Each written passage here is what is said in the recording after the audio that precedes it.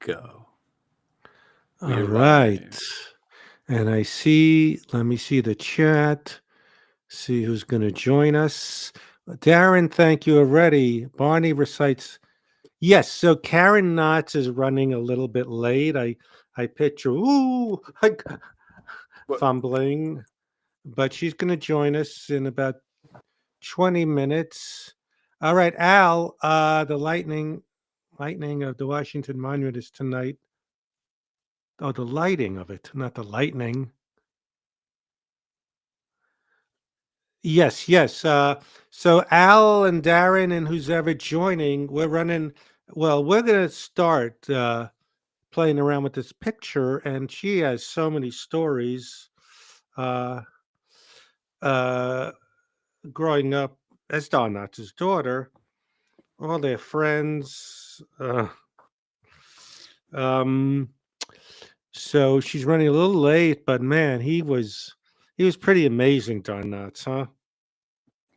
Yeah, he played in a lot of funny movies and TV I never saw shows. the I never saw the Apple Dumpling Gang, but there were so many Mm. things, variety shows he had, the Don Knotts Wholesome Hour. Did you see him in Three's Company? Yeah, yeah, Yes. He was that was funny. they that was a good choice because they Were they replacing somebody when they brought him in, or he was actually the main? He was the guy who ran the. What was he? Hmm? he was Oh yeah, landlord. Yeah, landlord.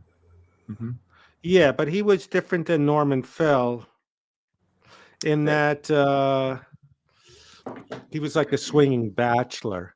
So they always put like funny costumes on him. like the Things like plaid that. thing. Yes, yes. Sort of pimpish looking.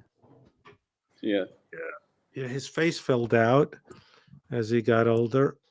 Uh, I guess everyone's Sinatra. Look at that. Right, Sinatra, definitely. Yeah, he was known as like this skinniest guy, and oops. So we're this is a this is just for a little gag of I felt like I was holding up the samples at the ice cream place. And what's the text here? This will be stop asking for samples. Yes. I didn't Oh notice this yeah. flavor. Made me laugh. Hey, come on. Well, that's fun when it's we. Right. What's that? I said, yeah. Oh, it's been so long, so we took such a break from it that now I'm re-laughing at it.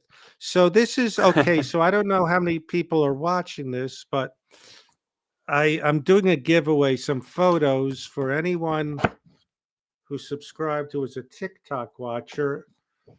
I said I'll give out a few of these if you heard about this from Cool. TikTok and to Raymond. So all right. So yes, Mhm. when Karen Knotts joins us, I'm sure she'll know Joanne Worley, Fred Willard in the pictures. A lot of the Cool. people she'll go, I know them. But yeah, there's so many stories of him with Sinatra. Just the Yep. Don Knotts was pretty legendary. Absolutely. Oh, we got. All right. So some of these comments I'm not seeing, but I didn't. Let me Oh, really? see. I could see them on my YouTube thing. Mr. Furley, Cody, are you still planning on doing my party on the 12th? Uh, Yes. didn't, but yeah, the main Oh, character in yeah. Ghost World, Edmund, painted a picture of Don Knotts in that movie. Oh, Ileana Douglas is going to be on this soon. Uh, Mm. she's got a book. Let me see if I could find the book. Wait a second. It's a big book. It's called Connecticut in the Movies. She's from Connecticut, and she wrote this big movie with all these stories about Connecticut and movies and dark Hmm. suburbia. So I didn't remember that. Well, that'll be something great to talk about it with. Thank you, Morsky. So I'm getting only, oh, the messages. Oh, I didn't see this. Shakiest gun in the West. Yeah, I never saw the Mhm. Apple Dumpling Gang. Um, he was like the unluckiest astronaut. Barney Fife is a truly iconic character. They used to joke with Laurie Metcalf on Roseanne about being Barney Fife because, you know, would have the big reactions. Ileana's, I think, uncle was Melvin Douglas. Melvin Douglas, was he in Cape Fear? Um, I think he was in Being There, Peter Sellers. Mhm. Yeah, I first was aware of Ileana Douglas in a movie called To Die For. And, well, she was dating Scorsese. And, hello, Odd Brand. So she was in Goodfellas and bunch of those movies. The Private Eyes movie, Tom and Dip Conway. I gotta see that. Of course, I know Mr. Lippert. She'll be on in 20 minutes. Cool. But he was thin. Oh, Norm was always thin. Actually, at Norm's memorial, there was a comedian called Geechee Guy who sadly died. And he said to me, "Hey, me and you, we used to be skinny, but now we fold out, so we kind of look normal now." So Norm, I think his face got puffy from the what's it Mm. called? Prednisone or the Those. Yeah. steroids. Yes. Yeah. So he was always skinny, but then he would have like 3 root beers in a set. He would Mhm. he'd have milkshakes galore. So, but yeah, he was under a lot of medication. Um, oh, thank you, Scarlett. Melvin is her grandfather, not uncle. Okay. What else was Melvin Douglas in? I should know. Sure, some classic stuff. Yeah, Cape Fear was Gregory Peck and was what's his name? Oh, I loved him. Robert Mitchum, the original, but then they had it with Nick Nolte and De Niro. So she was in Cape Fear, the sequel with Scorsese, and all right. No, it's you're only 16 or 17, Scarlett. It's okay to not know who Don Knotts was. He was this rubbery faced, skinny little guy that was a deputy on Andy Griffin. I'm the deputy, Andy.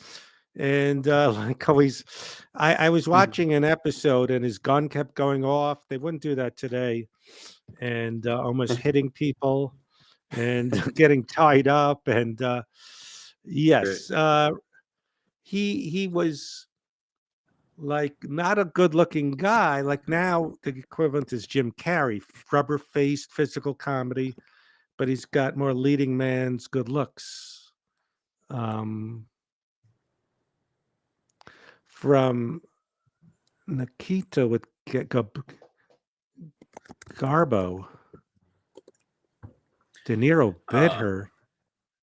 Do we have anyone joining? no, not yet. Okay. Yeah, I know Um, Melvin Douglas was a classic 40s guy, but I think, but besides being there, I forgot what he did in his younger days. Oh, he won an Oscar for HUD. Uh, Steve Allen. I mean, he was on Steve Allen's thing. I remember seeing the Steve Allen Don show. Knotts. Yeah. Don Knotts. Well, there's no one the equivalent. I remember someone was saying they were thinking Harlan Williams was a young Don Knotts. Not quite the same. He Really? just was a goofball, big eyes. Actually, when Karen gets on, I want to talk about. They thought he looked like Jagger a lot. Mick Oh, that's interesting. Jagger, Yeah. yeah, but he. I liked Mr. Furley better than Mr. Roper. I don't know, different. And Hmm. Mr. Lippert was a half animation movie where he falls into the water and becomes. Did you ever see The Incredible Mr. Lippert? I don't think so. No, never seen that. Oh, you'd like that. Incredible Mystery Olymp. Let me look that up real quick. Yeah, he played the nervous guy. Barn, yeah, Oh yeah, it's the one where he's a fish. yes. I can't even recall really. I mean, if I I would did see it, say I was too young. rewatch it. So he teamed up with Tim Yeah. Conway a bit. Hmm. Mount Airy, North Carolina, where Andy Griffith grew up and was the inspiration for Mayberry. Yeah, listening to her audiobook, I there's a lot we'll talk about, but Barney Fife wasn't supposed to be a regular. Like he pitched the idea of like, oh, could I come on and be a deputy, a bumbling deputy? And Hmm. then, he kind of stole the show. What was HUD about? Was that Paul Newman? I don't think I ever saw it.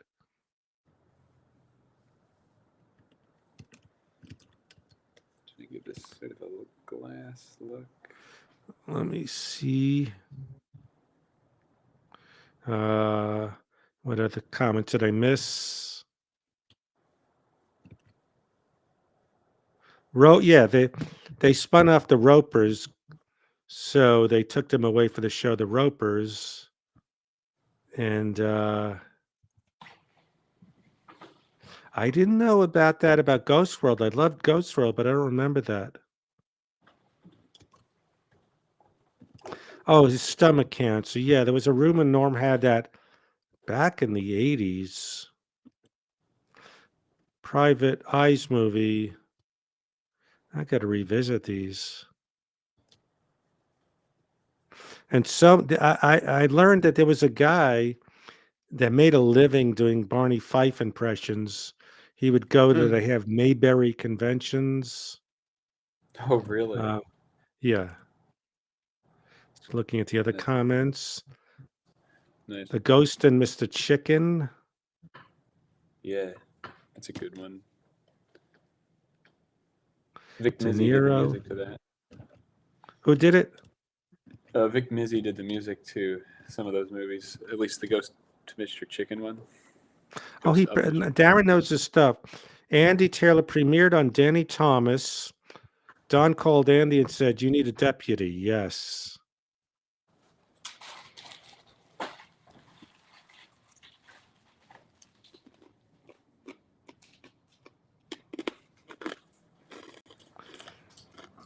Oh, wait, Don Adams. Uh, Paul Newman played HUD, and it was a young stud. Melvin Douglas was an old cattle rancher, and all his cattle were dying. There's many Dons. Oh Donald wow, Trump. Dana Gould did a bit about Don Knotts making obscene phone calls. Mm. Norm retold the story that, well, she'll talk about it. She admitted in her book her dad was a ladies' man, and one time, like Don Knotts was at a table with some people, couples, and an attractive woman got up and was like this is, and it was just funny seeing Don Knotts go you know. Uh, Yeah, he Cape. had the Oh, expression. yeah. Oh no, that rubber face. Well, I guess a lot of these older guys started in vaudeville, so maybe that's why they were a little bit more broad. And so I met Karen Knotts because the farmers market table. She stays in touch with Ronnie Shell. That's cool. Yeah, I was wondering how you met. Actually, that was one of the questions. AJ was asking that too. He's like, "How did Fred know Um, Actually, Nancy, who was on it, who I dated mhm, a long time ago, suggested her. I go, oh, that's a great idea because mm, it's a truly iconic character. I used to joke, Laurie Metcalf. I actually did this last night. I got samples of ice cream mhm. because Oh, really? I went, got Japanese food, which, and I knew I'd still be hungry. Hmm. But I went, all right, I don't, wherever people want to eat, I'll eat. And it's Right. just sort of like, I love ice cream. And my rationale was, oh, I'm still full because it was a few pieces of sushi. A few pieces of Mm. sushi. Well, Scarlett, yeah, Yeah. that's a thing. Scarlett has a good comment. I feel everyone here is super nerdy about the stuff. But yeah, I always, Al here, Darren, I guess at my age, I love character actors. People, I grew up watching in the 70s, Yeah. 60s. And back then, there were only three networks. So you really, even if a sitcom only went a few episodes, you remember it. Like That's My Mama had a guy, Clifton Davis, Ted Lange, this guy, not Whitman Mayo, Theodore Wilson. There was a show I'm sure Al would know. About Jose Perez was in a they were in prison on the rocks. So I'm from the era, it was very special where you'd get the TV guide and you'd read who was going to be on it, and I would circle, oh, this guy's working, this guy's working. Mm. And so that's my passion, just character actors and stuff. So sorry if you feel left out, Scarlett, but people also get to see Cody work a little bit, you know, uh, Yes. and all the stuff. Yeah. Yes. Absolutely. Yeah. One day you'll be with young people. I had this not out of body experience, but like, on the rocks, Rick Hurst, his son. Yeah. So these are sitcoms that only went like 13 episodes, but people like me and, yeah, Hal. Okay. Don't Hal Williams. No, I think, yeah, Hal Williams was the black inmate, but wait, Hal Williams and Tom Poston, if I'm not mistaken, they were cops on Sanford and Son. But yeah, on the rocks was the guy Jose Perez. There was a guy that was a juggler, Rick Hurst, Hal Williams. So those days were special in that if you just loved sitcoms like I did, you knew all of them. Like I said, even if they only went one season, and I'd always know the weird character actors. Nick Swartzen imitated Don Knotts on Norm, but he didn't steal a bit.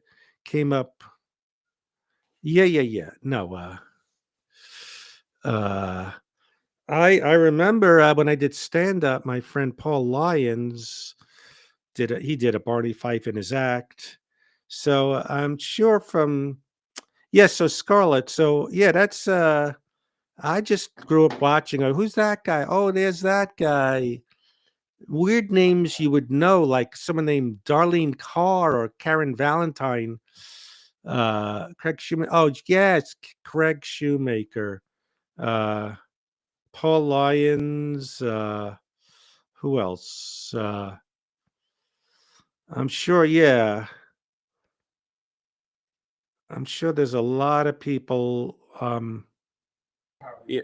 Hey, Fred, our mom's maiden name is Schumacher. Oh, really? Yeah. Shoemaker or Mocker?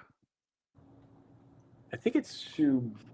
I think it's spelled the same, but it's just we just say maker or mocker. Sorry, mocker, not maker. Yeah.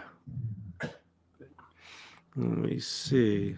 Maybe we have Hollywood ties. No, just joking.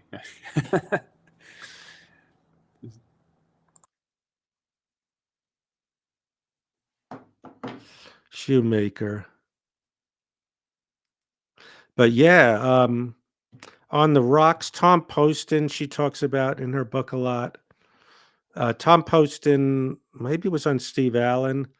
He was in the second Bob Newhart one with the one about the inn. Yeah, So, those guys were funny together on the Steve Allen one. I watched a few on. well, actually, Karen in her book brings up Jim Carrey's impression and Craig Shoemaker's. So Don Really? Knotts, yeah, was flattered with that stuff. That's cool. But yeah,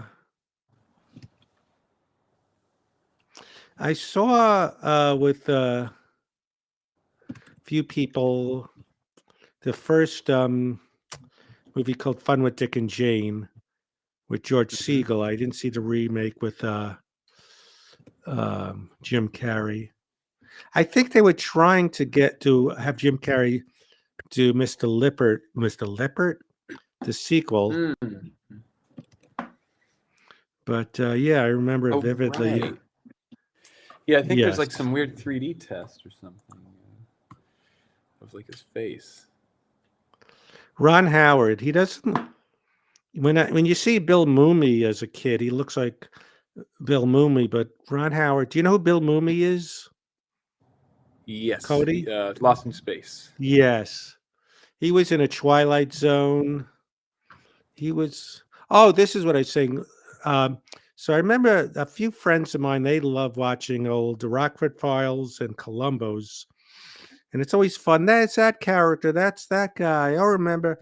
So I thought maybe many years from now, when I'm long dead, maybe some hipsters thinking it's ironic to watch old monks and go, "Oh, there's that character actor." When I pop up, because Monk is sort of like that. You Yeah, enjoy. Monk. So Scarlett, why do you enjoy these streams if you feel left out? But there's stuff that she relates to sometimes. Well, Karen should be joining us soon.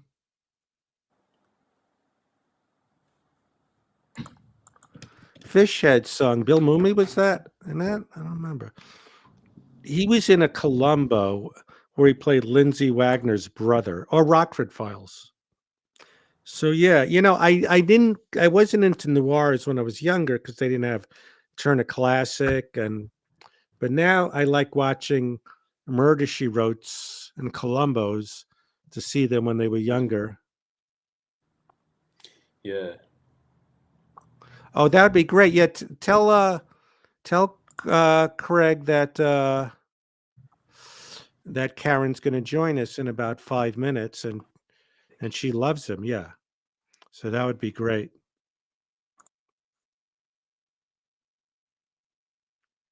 I forgot what other comics she mentioned. May I think she did mention Dana Gould. So Hey Fred, I am familiar with the Craig Schumacher impression that he did. okay. Well, let's hope we get him Yeah, live. How were you yeah, familiar that with it? was. Well, we were watching it like I don't know how long ago.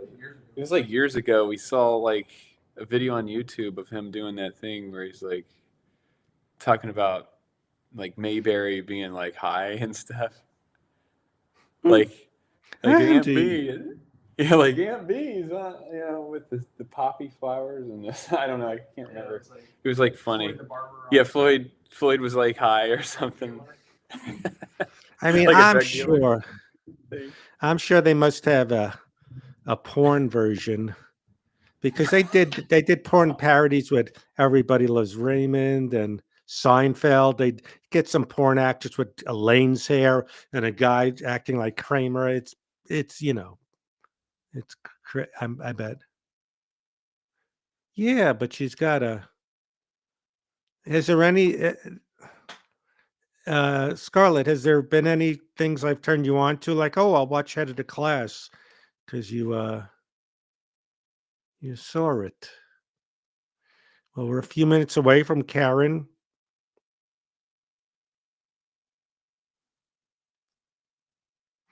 And Joanne Worley is a younger person. Lindsay Wagner. I have, or somewhere in my garage, a Lindsay Wagner little doll action figure where the face comes off. I never saw those movies, Scarlett. I'm just saying, I remember when I was in Raymond, he was telling me, Ray, that there was a porn version.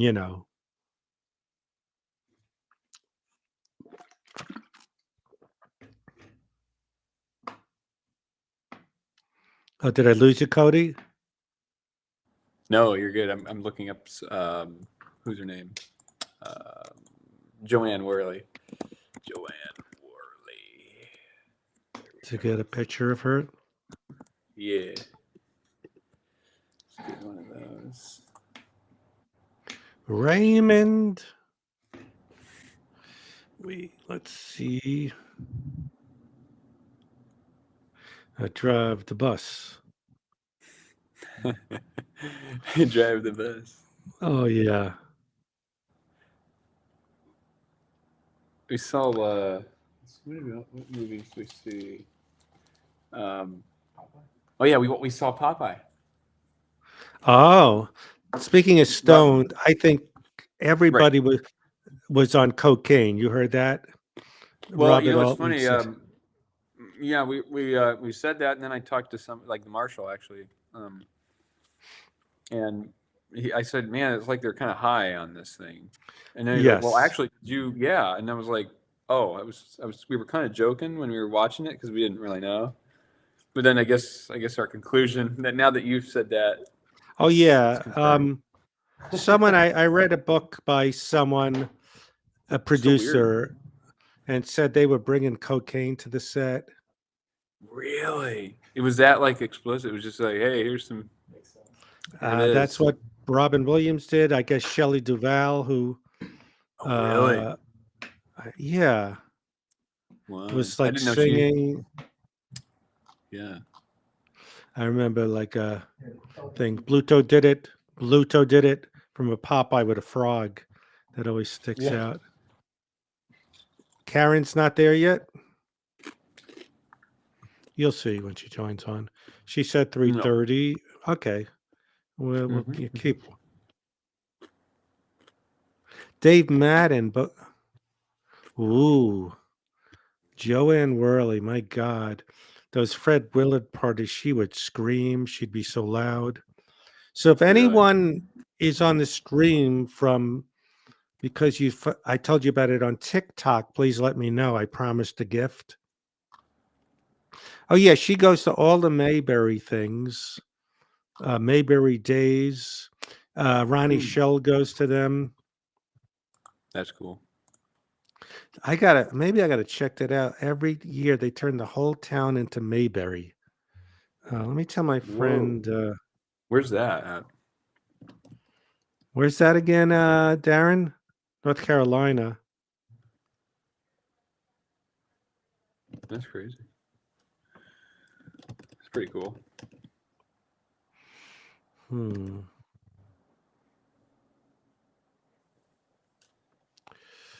Mount Airy, North Carolina.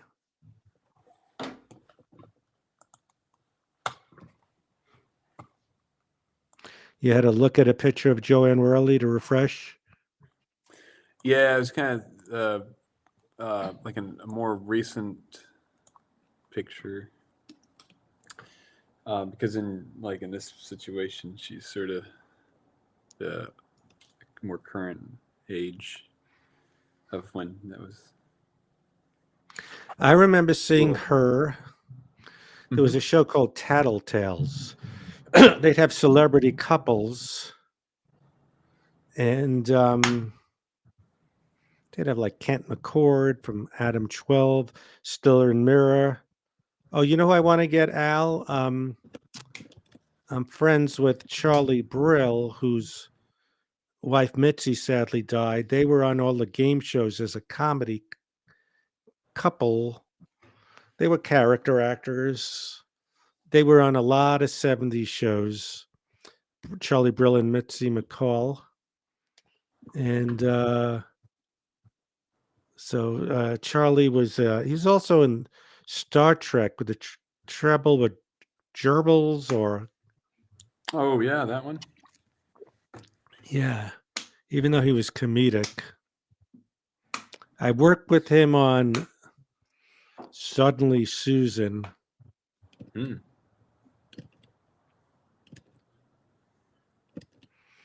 I guess she's walking around, Karen, going, Barn, where is this?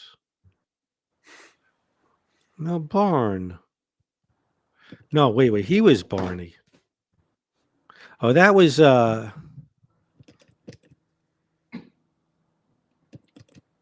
I'm friends with Charlie Brown. You can rent Andy Griffith's childhood home.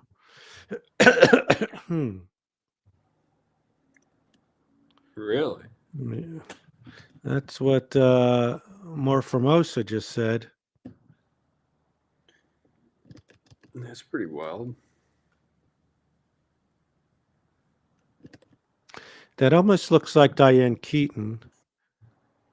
No. Were you a Diane Keaton fan, Cody? Diane Keaton. I need to look at her. I meant the Woody name's Allen. familiar. Oh yeah, no, I've seen her and stuff, but not She was probably Woody only like Allen's when I watched go-to. one of them. Oh yeah, Really? Charles Nelson Riley. That's right. I didn't think about it. I didn't. Norm and I would talk like Norm would say, "We didn't know it was gay. We just thought it was funny." Or Paul Lynn. Yeah, Paul Lynn. He would say. Yeah, Pauline was. You know, I saw with Paul and Laurie Joe. Norm and Laurie Joe. Charles Nelson Riley had a one-man show, and we left at intermission. Look, let's get out of here. This is shit. Because I thought he'd be talking about being gay and match game and all that. What is this crap? You know. So we felt like bad students playing hooky. We snuck out. Phyllis Diller and Rip Taylor. And Norm, I know I'm dropping Norm's name a lot. He would say, "Yeah, and I saw Red Fox was with some like Asian wife. He only knew for a few months. And what's her favorite thing?" And Red Fox would go, "I don't know. Hey, Karen, you're sideways. I am okay. How's this? Don't get dizzy. Thank you for joining us." Sure. Oh my God! Everyone is so excited. We were just talking. Everyone's throwing out. Charlie, yeah. Did you know Mitzi McCall and Charlie Brill? Not personally, no. Okay, because I was just someone is commenting they were on Match Game a lot. I'm so excited. I loved your Audible book. Thank Um, you. it's I just love to hear that. it's so heartfelt stuff I didn't know. You're so open. It's just so much. I love showbiz history, Hollywood history, and there's just so much. I'll just start off by saying I didn't know we shared so many people. Oh yeah? Well, the first time I met you, Ronnie Shell brought you to that farmer's market table. Oh yeah. And it used to be every day of the week with Paul Mazursky, George Siegel, Jack Riley, and a lot of them died, and now it's only Fridays. Ronnie Shell's still there. Ron Clark, who Oh, is he still there? yes, he's still there, and he's the Oh, menchiest. He's so humble, and he's done so much. I know. He's such a gentle guy, and I Mhm. didn't know the history about Howard Morris. Is that his name or Howard? Yeah. Yeah, Howard Morris, who played Ernest C. Bass on the Andy Griffith Show, I mean? yes, that he. Mhm. I didn't know that he was part of so many other things. Yeah, and Ronnie Shell, of course, and Mhm. my God, and so many people are doing comments. I don't know. Don Knotts apparently dated Jeannie Harrelson, and no, well, all right, anyway, we don't. You do tell in your book he was a ladies' man, huh? He was. He was a quiet ladies' man. He wasn't one that went around, with big bravado about it. And what a childhood that you have so much experience in Glendale, Beverly Hills, Brentwood. I mean, Right. the Valley. You've just been. I've been everywhere. And what was the joke about? Like a Beverly Hills. There was a lot of Beverly Hills jokes I like. One was a married couple are talking.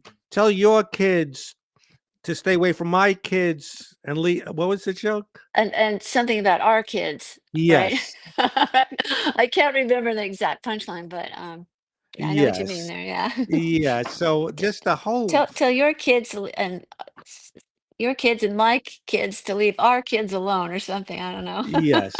But there was so much I didn't know. I mean, we were babbling before you joined, and obviously, a lot of people from your dad's generation started in vaudeville, and maybe that's why they were a little broad. Yeah, radio especially. Oh wow! Yeah, Yeah, it all sitcom really grew out of radio because they did have sitcoms in radio. They were shorter, but they had characters. The framework was there, and so I think it just, they brought the camera in, and that was kind of it took off. yes, yes. I mean, and I love you. Well, I Love Lucy was the first multi-camera, and I Mhm. love your stories about you having a crush on Little Ricky. Well, bigger Ricky, Oh, actually. bigger Ricky. Yes. Eh, Yeah. eh, When I was at Beverly Hills High at the same time Desi Arnaz Jr. was there, but wow. I did not run with his crowd. He was with a I slicker crowd. Yeah, I mean, I was not one of the in crowd people, but I knew them. I had some friends who were in the in crowd. Goofy Lee's Kulai. Her father was the Turkish consul general. She was my best friend, and she was an absolutely gorgeous girl. And so she and Missy March, Mel March, and Mel Torme's daughter.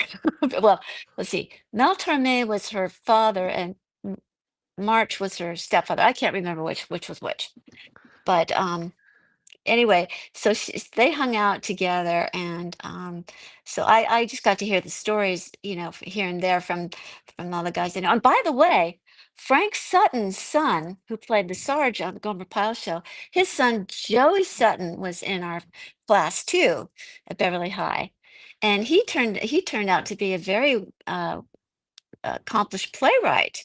Really? Yes, Frank Sutton's son. yeah, Frank Pyle. Sutton. Yeah, who played the Sarge. That was his son, Joey Sutton. He was there too. Wow. I mean, I have so many things I want to ask, but questions pop up. Karen, did you ever meet any of the Three Stooges? No, I mean, they were so much older then. I met relatives of theirs, but not the Stooges themselves. But my father, uh, was fascinated with Groucho Marx. He was always doing impressions of Groucho Marx. Really? Yeah, he loved it. Yeah. So, Eh, and in fact, I have a recording of him doing it on there. wow. And yeah, well, people So, before you jumped on, were mentioning people who've done your dad, like Craig Shoemaker, yeah, I know Craig. and so your dad liked when people did impressions of him. Oh, sure. I mean, I think he was flattered by it, but he didn't mention anything to me about that, but I'm sure he didn't mind it. Yeah. Yeah.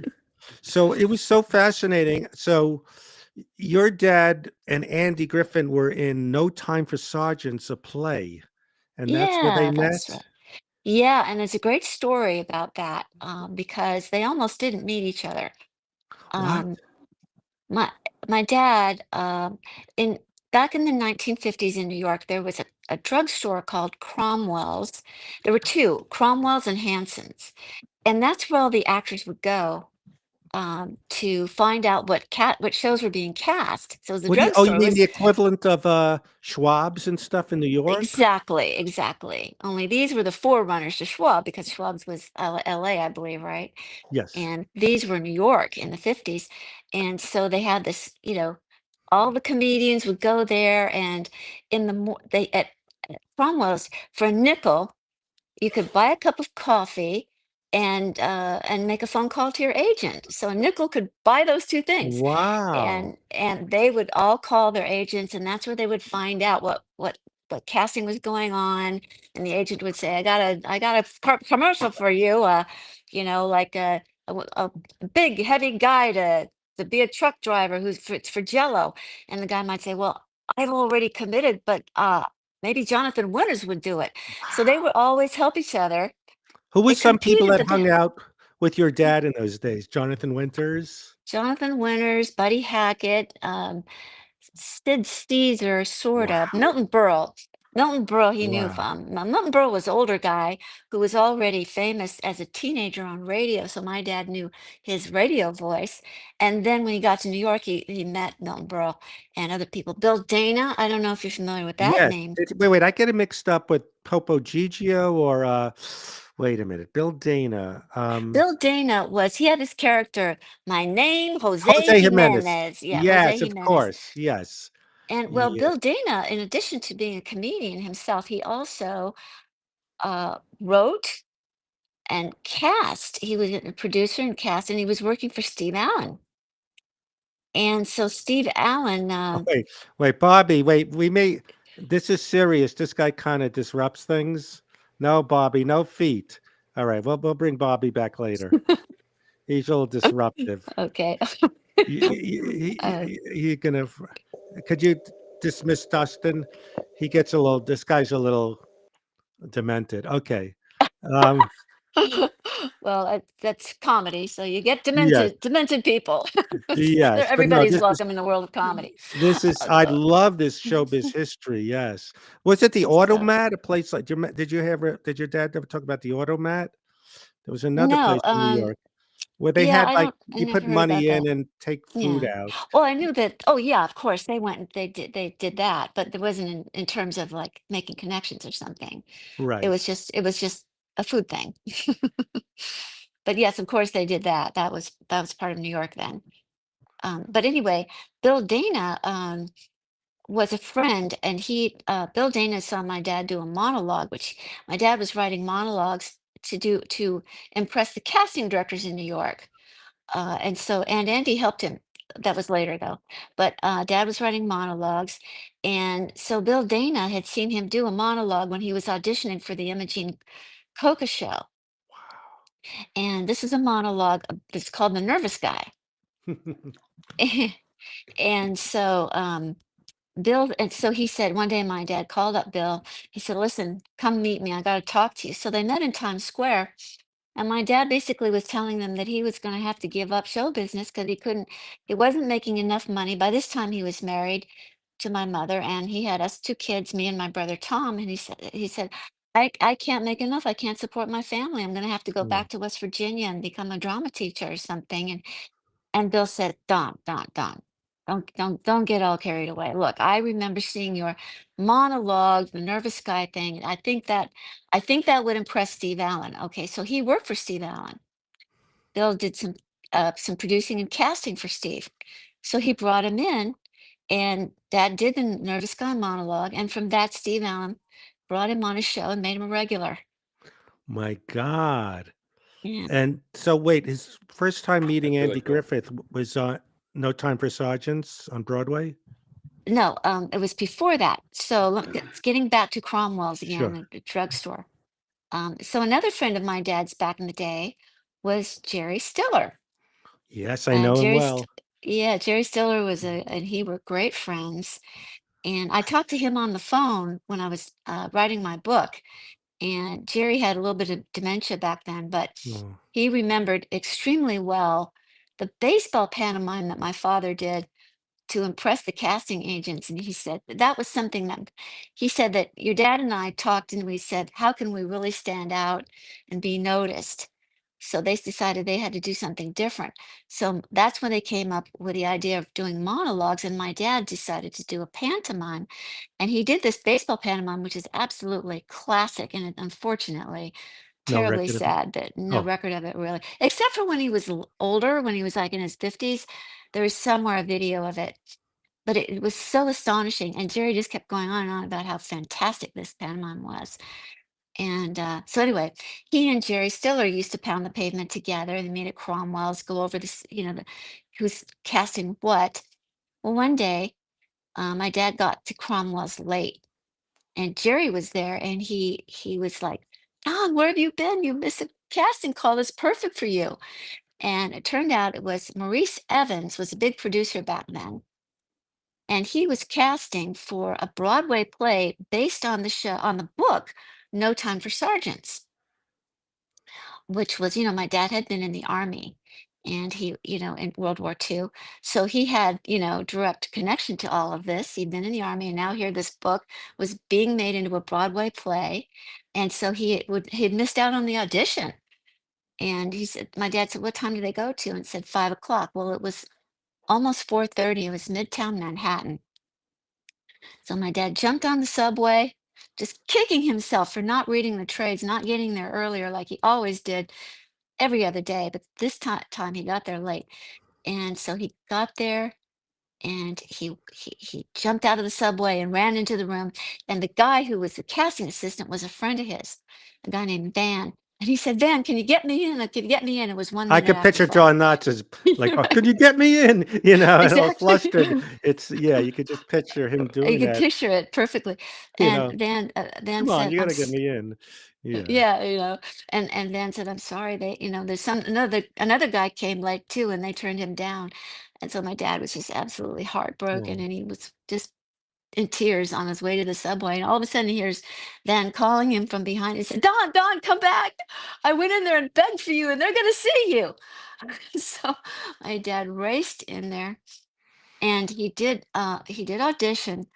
He didn't get the part he should have gotten because it was a big part, and he was an unknown. But he did get cast as the army psychiatrist. Well, the lead in that play was Andy Griffith, and that's how they met, was through the Wow. play. And according to your book, well, of course it's true, that he wasn't originally gonna be a regular on Andy Griffith, that he Yeah. kind of, like, pitched a deputy oh, no, Sheldon Leonard did, and it just hit so big. Well, they were looking for a deputy.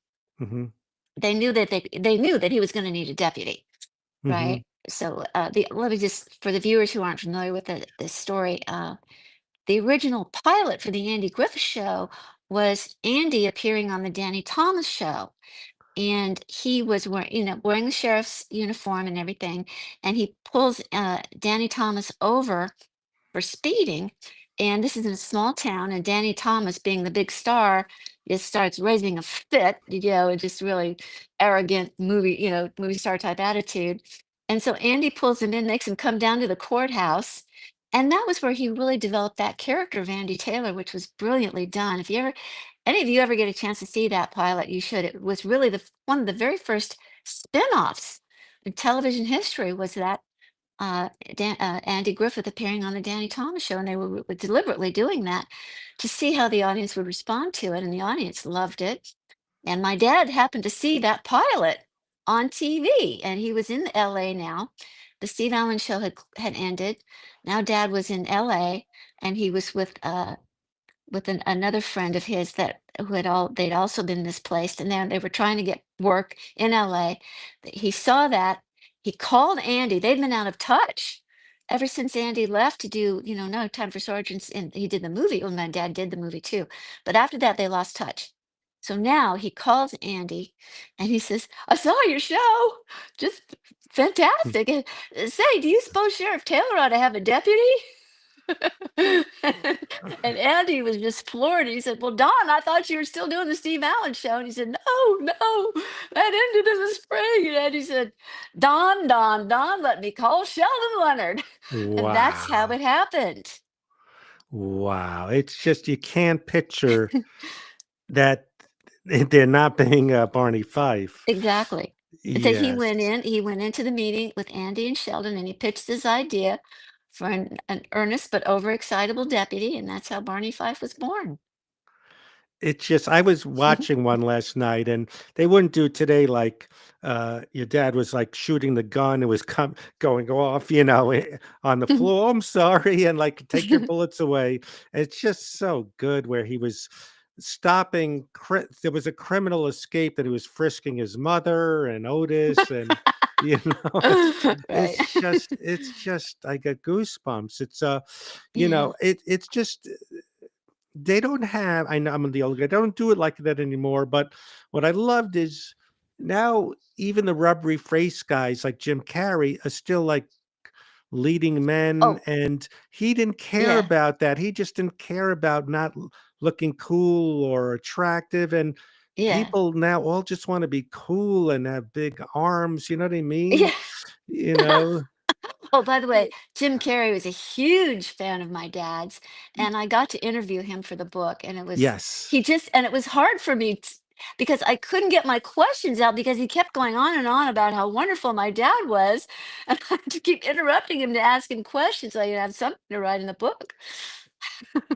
Oh, Ernest, that's almost close. Ernest was sort of Don Knotts-ish. All right, I'll give him that, but not quite. Remember Ernest Goes to Christmas and all that guy? Like, who were some people your dad were fans of that was from the Jim Carrey generation? Fred Stoller, please? No, I'm just kidding. But Oh, when I say younger comics, I probably mean 65 or older. But who who who did were he like?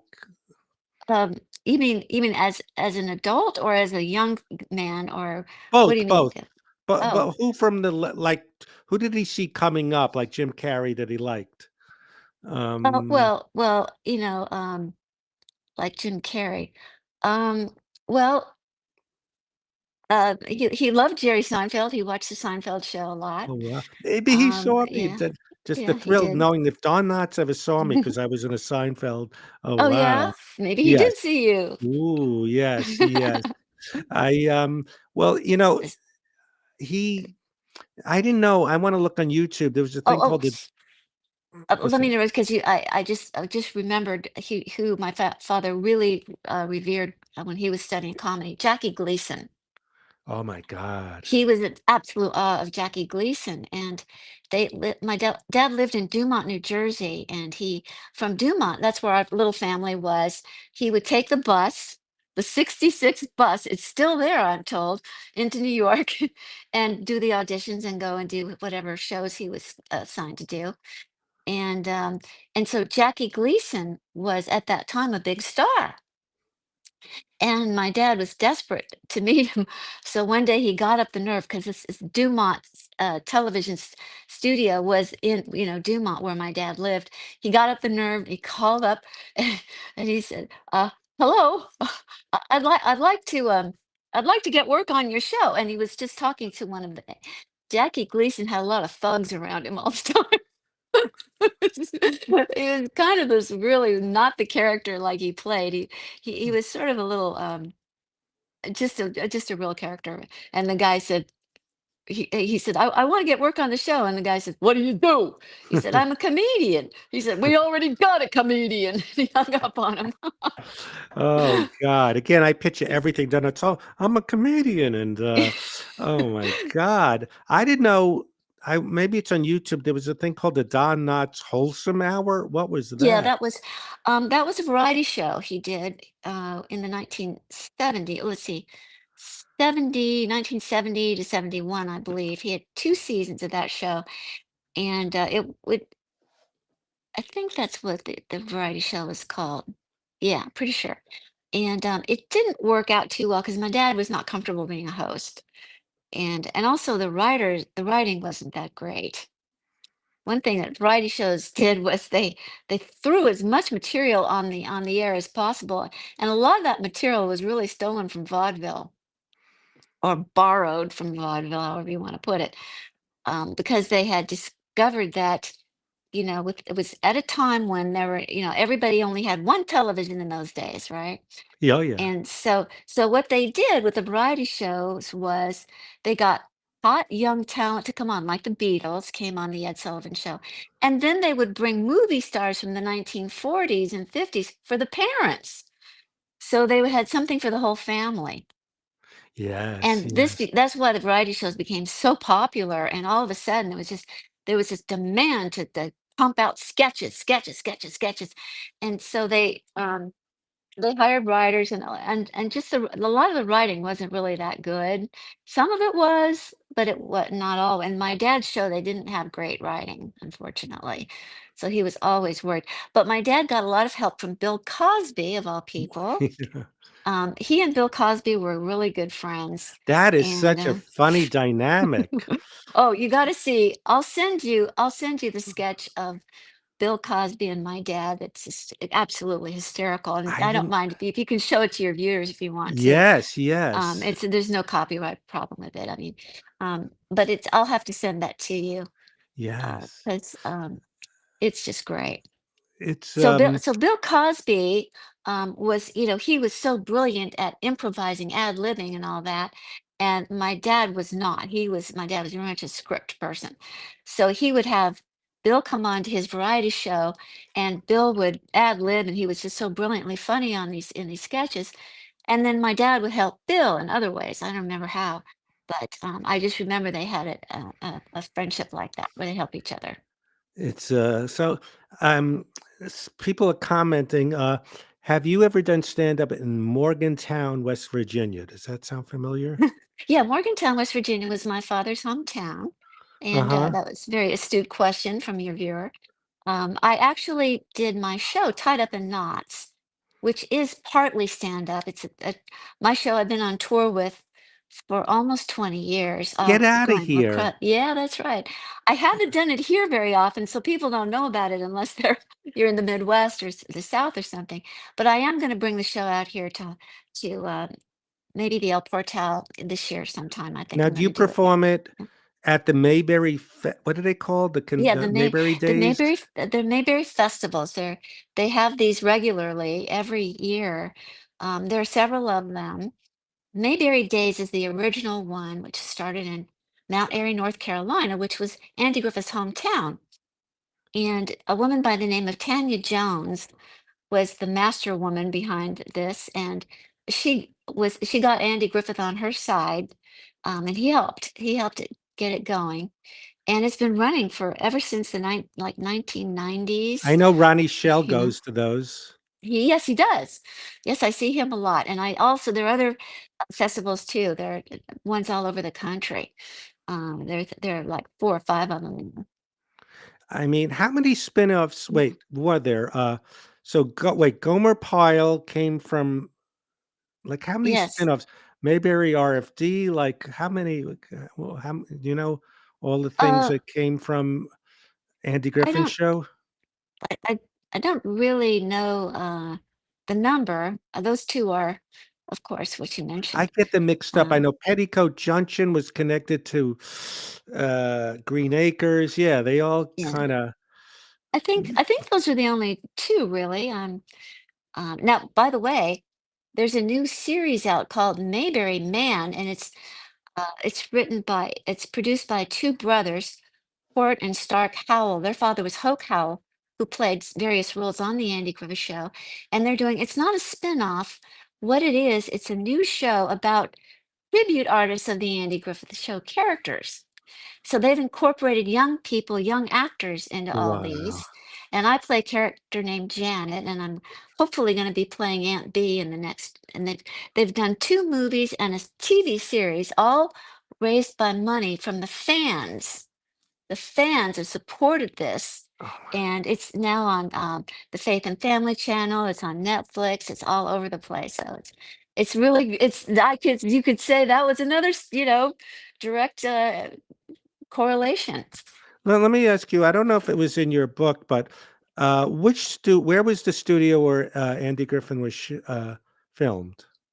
What That was studio? it was the Desilu Studios in Hollywood. A lot of Like people think the show was made in North Carolina, but wasn't. Cahuenga by, Cahuenga Boulevard? No, wait, where was Desilu? On That Sunset was Boul it was on Cahuenga and let's see, in by was right in Melrose. Hollywood. Yes. Um, like I can't think of what the cross street is, but it's uh It's right down there. You know where Gower Studios is? Yes, I know Yeah, where it is now. it's in that vicinity, but it's further, I think, west of that. Yeah, I think Um, that's where they did the Golden Girls. It's I love just knowing where shows were shot. and Someone said, that studio is still there. And Bruce Bilson, who was the first AD on the Andy Griffith Show, he's still around, and he got it arranged for myself and members of the fan clubs, the fans who have their own, community going. And he got us all to go backstage, and he showed us where the sound stages, where the makeup person was, where, where where the costumes were done, and he broke it down exactly where, all in the studios. And then we went into the commissary, and everything is still basically the same. It's just being used for different shows now. it's just fascinating. When were you first aware of my dad's a celebrity? Like how young?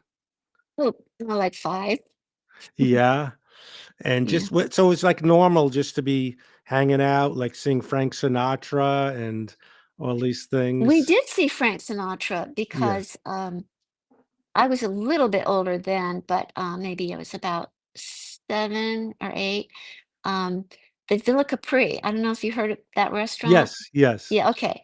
That was a classically famous eatery in Hollywood and a wonderful Italian restaurant run by Patsy D'Amore. yes. And his son and daughter, Fiona D'Amore, she's still in the restaurant business. Anyway, so the Villa Capri was a big hangout because Frank Sinatra was part owner of it. Wow. And so we loved that place. So we would go there, and a lot of other stars. And, Frank Sinatra was there a lot. And one time we walked in, and he saw us come in, and Frank Sinatra calls out, Don, Don, Don, Don, Don, Uh, baby. it's And my dad just went, that little smirky look. That's amazing. I mean, Frank Sinatra just loved my dad. He adored him. my God, it's just now you have toured so many plays with him, and is that a thing from another generation? Because growing up, you always Yeah. hear about people how Lyndon doing plays when things slow down or just to keep busy. Yes. Maybe now people do podcasts, but you don't hear it Yeah. like you used to.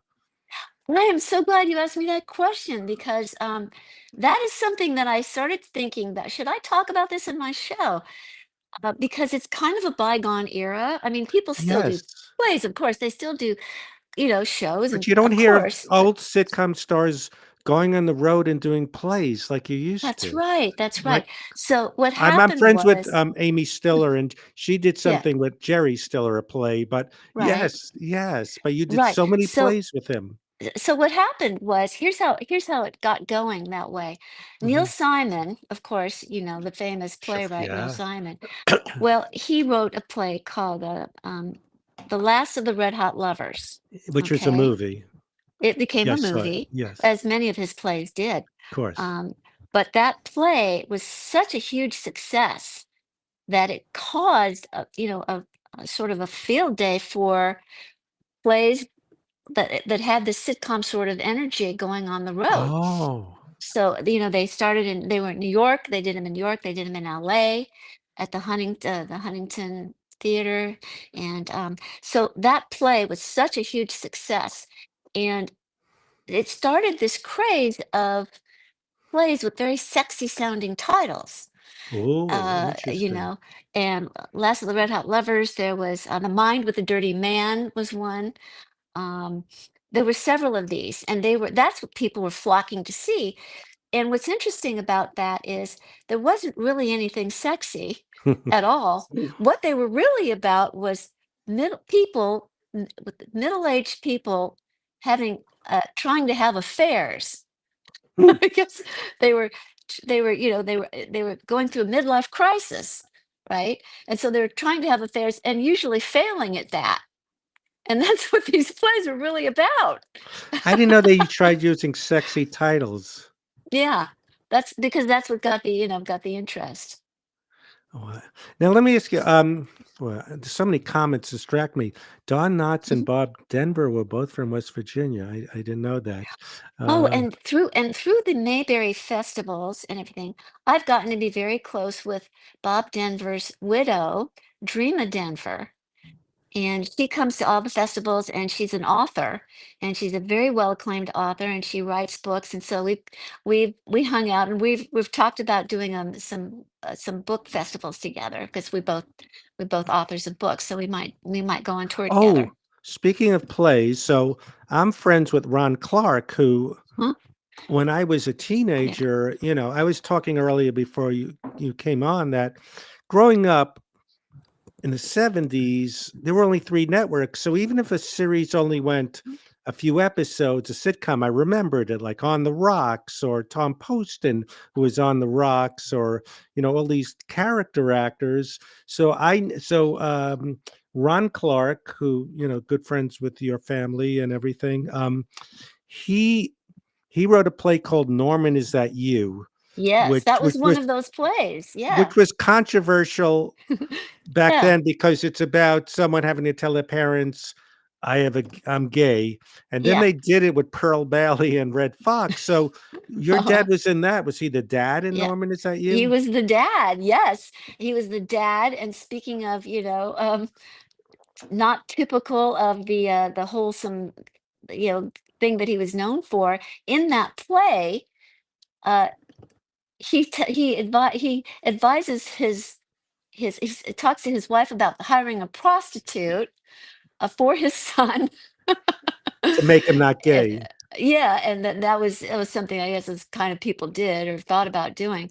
And then so the prostitute comes in at one point, and I played the prostitute Oh, wow. on the road. And in another version of it, my dad's wife, Francie Yarborough, played the prostitute. So we all did plays. She and I did plays with my dad. Um, Well, what a great upbringing to just travel with your dad on the road and work with him. And I guess it's answering my question. I guess it's something he could fit into because they already have the play memorized.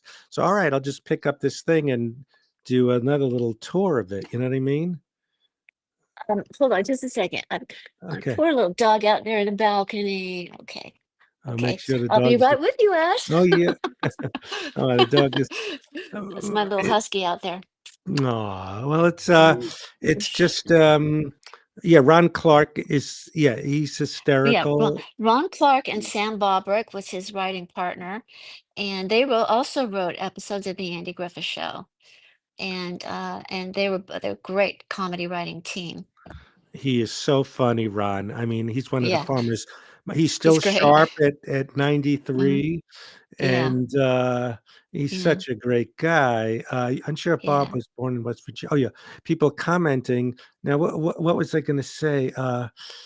Um, just about, yeah, people were asking about now Three's Company. I loved how they dressed him up in, like, crazy flashy clothes, but I didn't Yeah. know this. I never watched Matlock, but someone asked, was Don frustrated because he didn't get to play serious roles?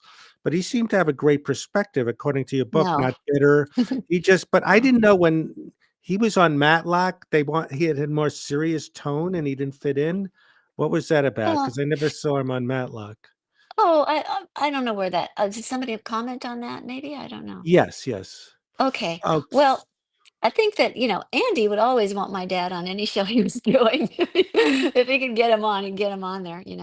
But so he did that. And my dad, this is a nice thing that Andy Griffith did. My dad had macular degeneration when he's got yeah. older. And so he had to turn down work because he didn't think he could work anymore. Hmm. But really, he was just having trouble learning the lines because he couldn't see them. Hey, But then Nancy, thanks for joining us. Hi, Hi, Nancy. Hey. hi, Karen. Hi, Cody. Oh, Karen's great So stories talking about, well, dad's macular so degeneration.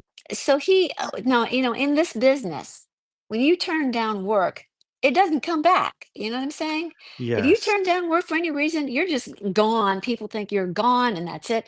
Well, so once he got a handle on the macular degeneration, I think about maybe 10 years had gone by, and he was so struggling. He was doing theater at that time to help that. But so Andy, to help my dad out, he got him on Matlock. And he went to the producer, Dean Hargrove, who did not want my dad on the show because he said, yeah, it was a different tone and everything. But Andy just went there and just kept on hammering away and, begging and pleading. And finally, uh, Dean broke down and said, okay, and he hired him. So that's why, my dad ended up on that show. Is Andy's goodwill.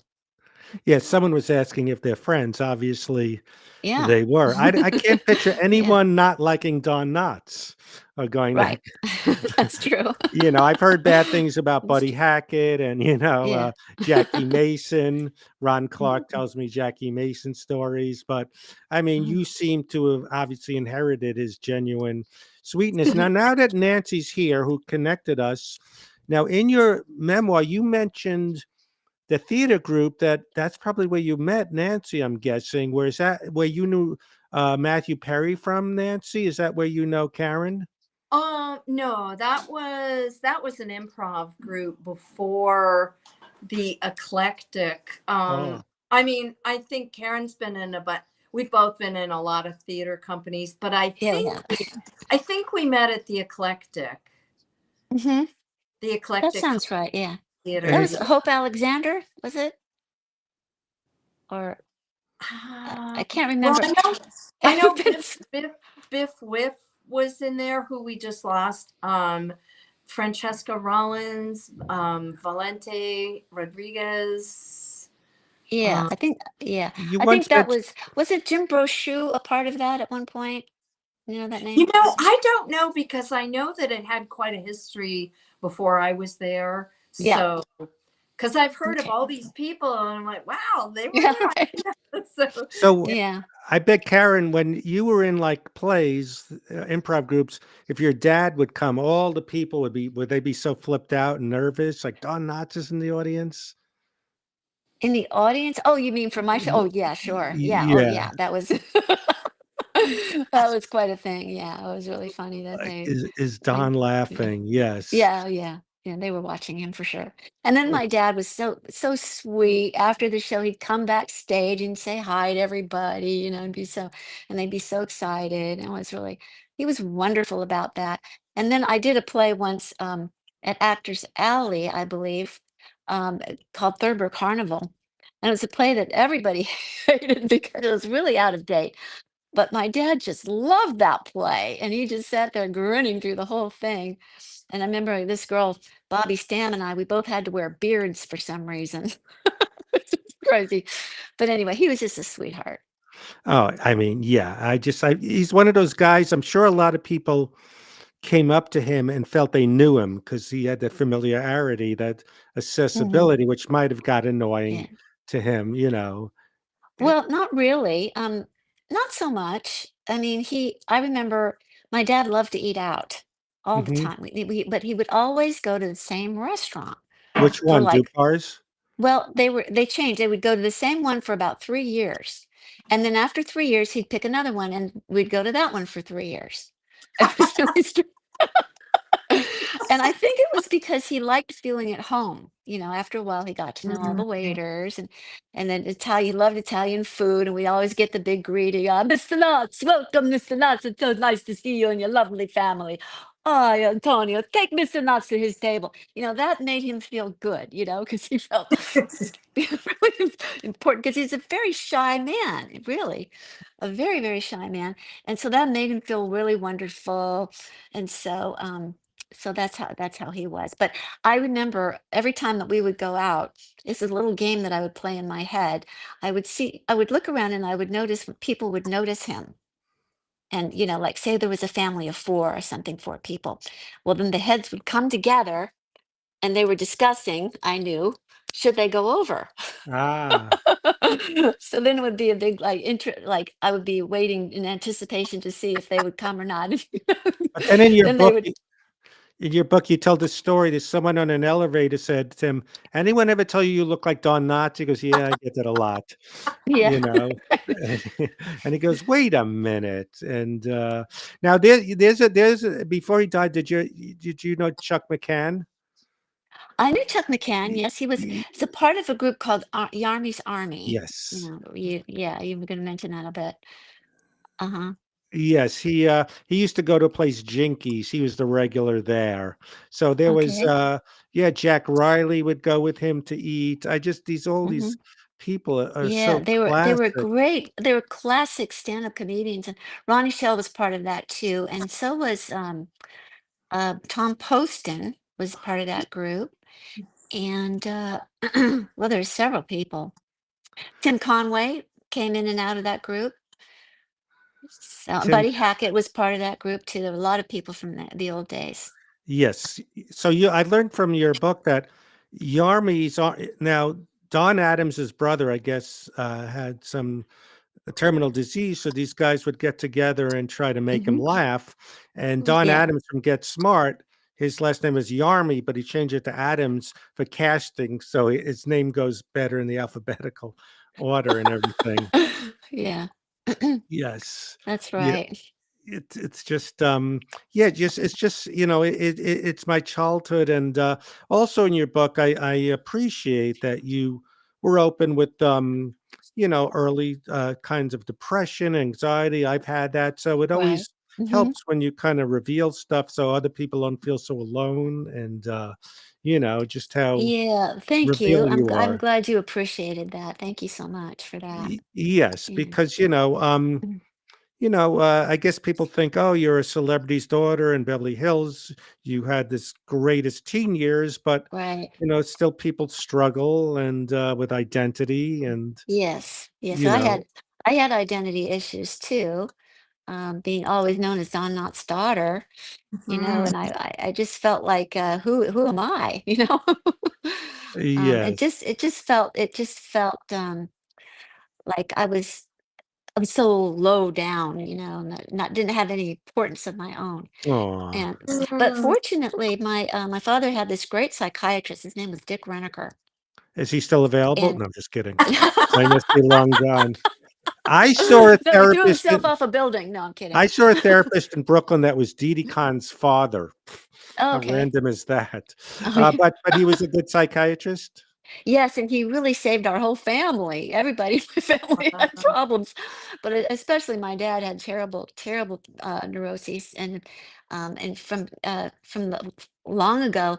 And my mother had found a psychiatrist in New York, which started to help him. He was a hypochondriac, my dad, and Mm. always had something wrong with his throat or his this or that.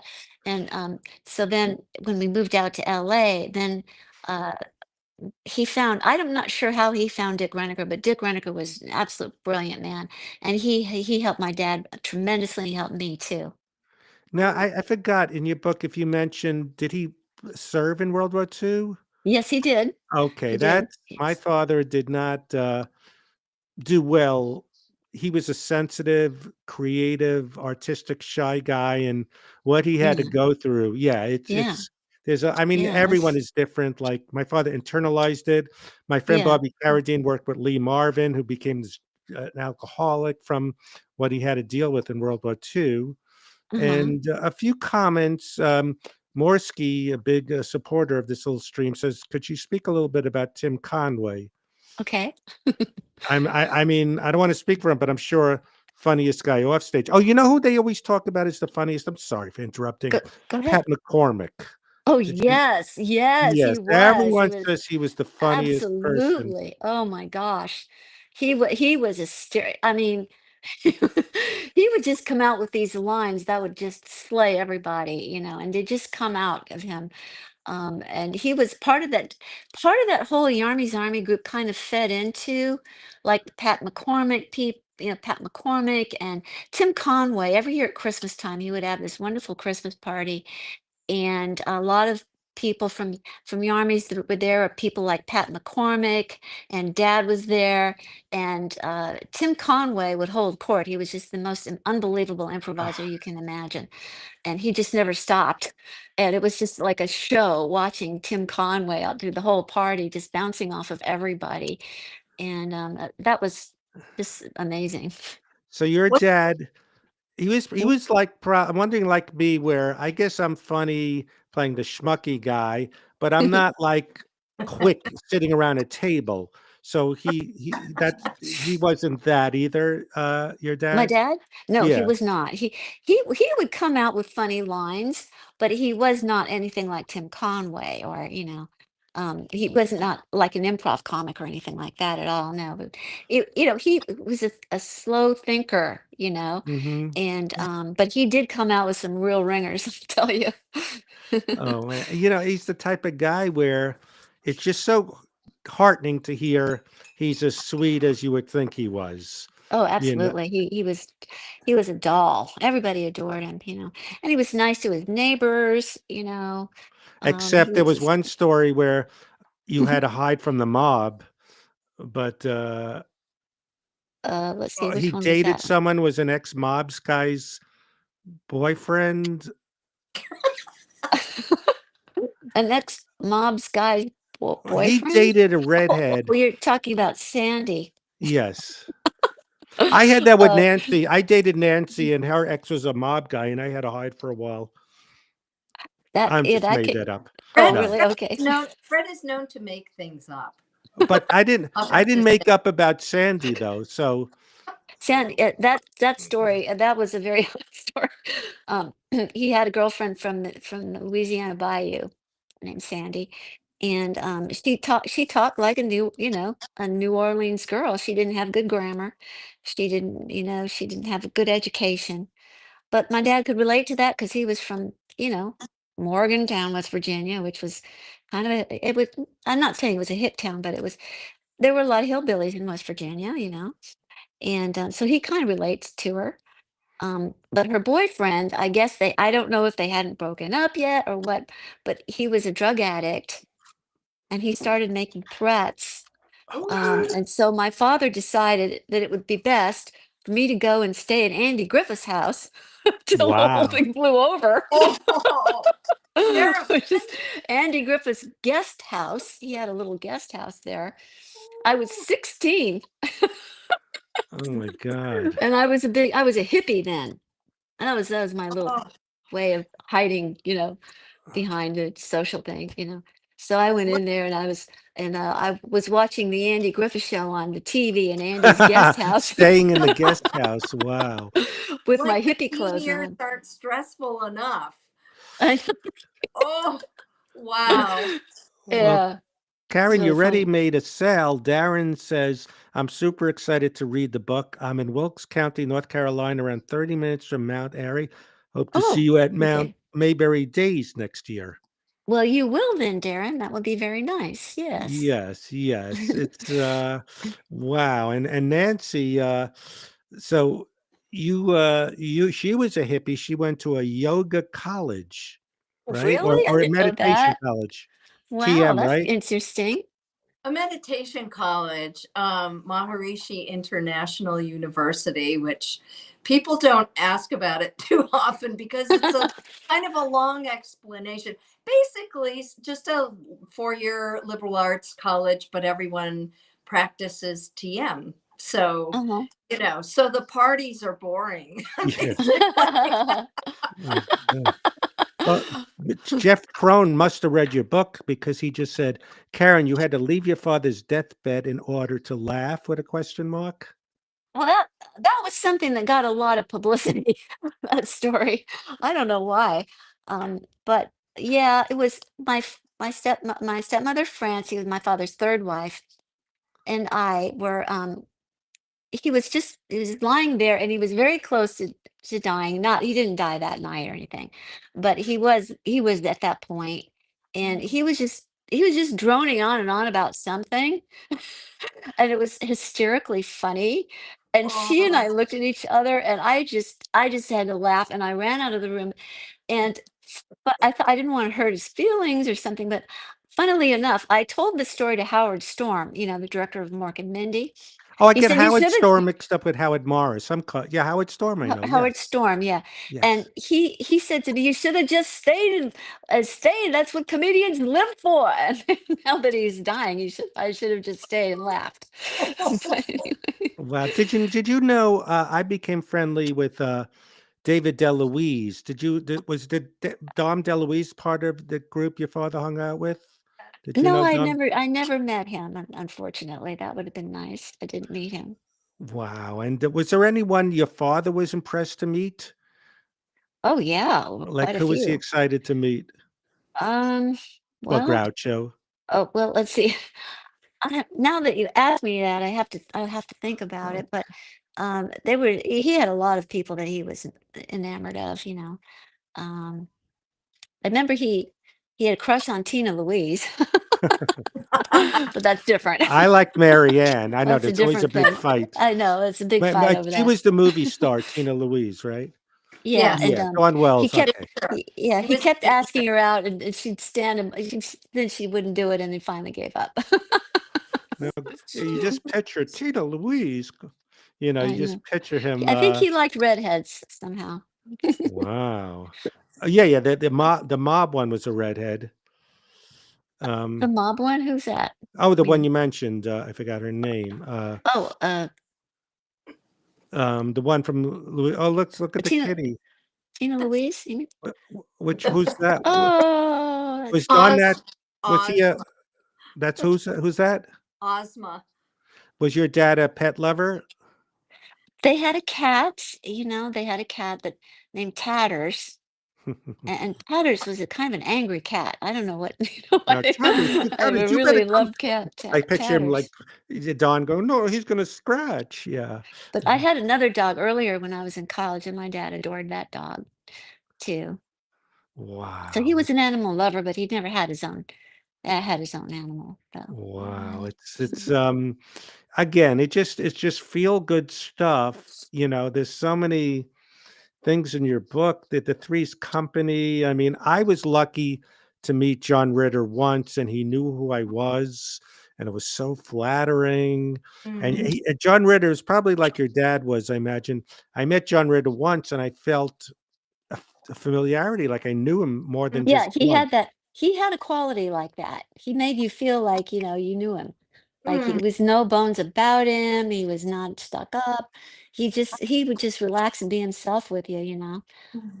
Yeah, I felt that way too. By the way, you mentioned earlier about my dad, the crazy costumes that Mr. Furley had. Yes. I can tell you how that happened. Yes, please. Okay, Gene Parrott was a big Oh, I writer. know the name from Yeah. what's it called? Mary Hartman or some, yeah. Oh, Yeah, I think he did yes. write for that. And he'd written for a lot of big stand-up comedians. He wrote for Bob Hope. I think he was even Bob Hope's head writer. And he also wrote for Phyllis Diller. And so they were going through all these changes with the Three's Company cast and all that. And a lot of people left the show. I don't think the production team wasn't all that, you know. Suzanne Summers did. Suzanne, well, they forced her out, actually. Oh, They forced her out because she wanted more money, and she'd gotten to be such a big star, and they were Mhm. still paying her what they paid her when she was just an unknown, and they Mhm. really wouldn't come across, and so they pushed her out, really. Mm. So then and so Gene Parrott had ended up being a writer on that show by that time. They were always going through writers too. And so Gene Parrott was a writer at that time. And so when Suzanne Summers left, um, they said, well, they would written all the funniest lines for Suzanne Summers. So now they had all these funny lines that that were going to be wasted. So they gave them to Mr. Furley to say. Mr. Furley was saying Suzanne Summers lines for a wow. while. And then also Gene Parrott, he had written for Phyllis Diller. He came up with the idea that Mr. Furley should have these crazy costumes like Phyllis Diller had. He almost looked like Kramer when Kramer played a pimp with a big red coat. You know what I mean? Yeah, Like big crazy right. hats. Yes, yes. Hmm. And also, you mentioned They said, we need a Don Knotts type, and someone said, "What about Don Knotts?" Um, let's see. Yeah, where At did Three's that come from? Company. Okay. Uh, By the way, can you see me? I'm not you're sure. You had said, sideways. okay, this is better then, right? Yes, that's normal. Okay. Not that I know um, what normal is, but yeah. yes. Yeah, I know that story. We should get it on. But Let me just get, also, yeah. you talked about in your book that they thought he wouldn't want to do a supporting thing, but at that stage, he was happy to not have the Yes, onus on him. that's right. Yeah, that's right. And he loved the cast and they loved him. They had a great time together. I can imagine John Ritter must have been Oh, enamored to oh be yes. working and respectful. He Oh must have been yes. just loving working with him. He did. And my dad really admired John too. It was mutual. It's Mm. people talking about Clifford, and it's just, again, it's just like, it's feel good. That's probably why you still do those things in North Carolina. It brings you back to a time before things got kind of mean and stuff, and also in Yeah, your book that's right. you were friends with Ron Howard, Opie. Well, when I was a child, I went Right. on the set and I knew him then. Um, we were kids, although he was not like a kid as far as I could tell. He was more like a grown up, and he had this concentrated focus. So I couldn't say he was like any kid that I knew at school or anything like that, but he was very nice, and it was great to know him a little bit, and I enjoyed that. Yeah, he took me around, showed me things around the set and things. Where was the outdoor And locations filmed, the beginning with the fishing? up here in North Hollywood, you know where the up there in the hill where the lake is, the, By the Coldwater Canyon. There's a oh, lake there. yes, yes. Yeah, that they were filmed that there. Wow. Yeah. My God, it's just so much fun, and I never watched the Apple Dumpling Gang, a confession, so I should, you know, You don't so have to that confess anything. no, but But yeah. him, dad is with guns is always funny, a cowboy, or you Yeah, know. he did a movie. He had 5 picture deal with Universal Studios after the Andy Griffith Show, which was why he left. One reason he left, and he did the show, a movie called "The Shakiest Gun in the West."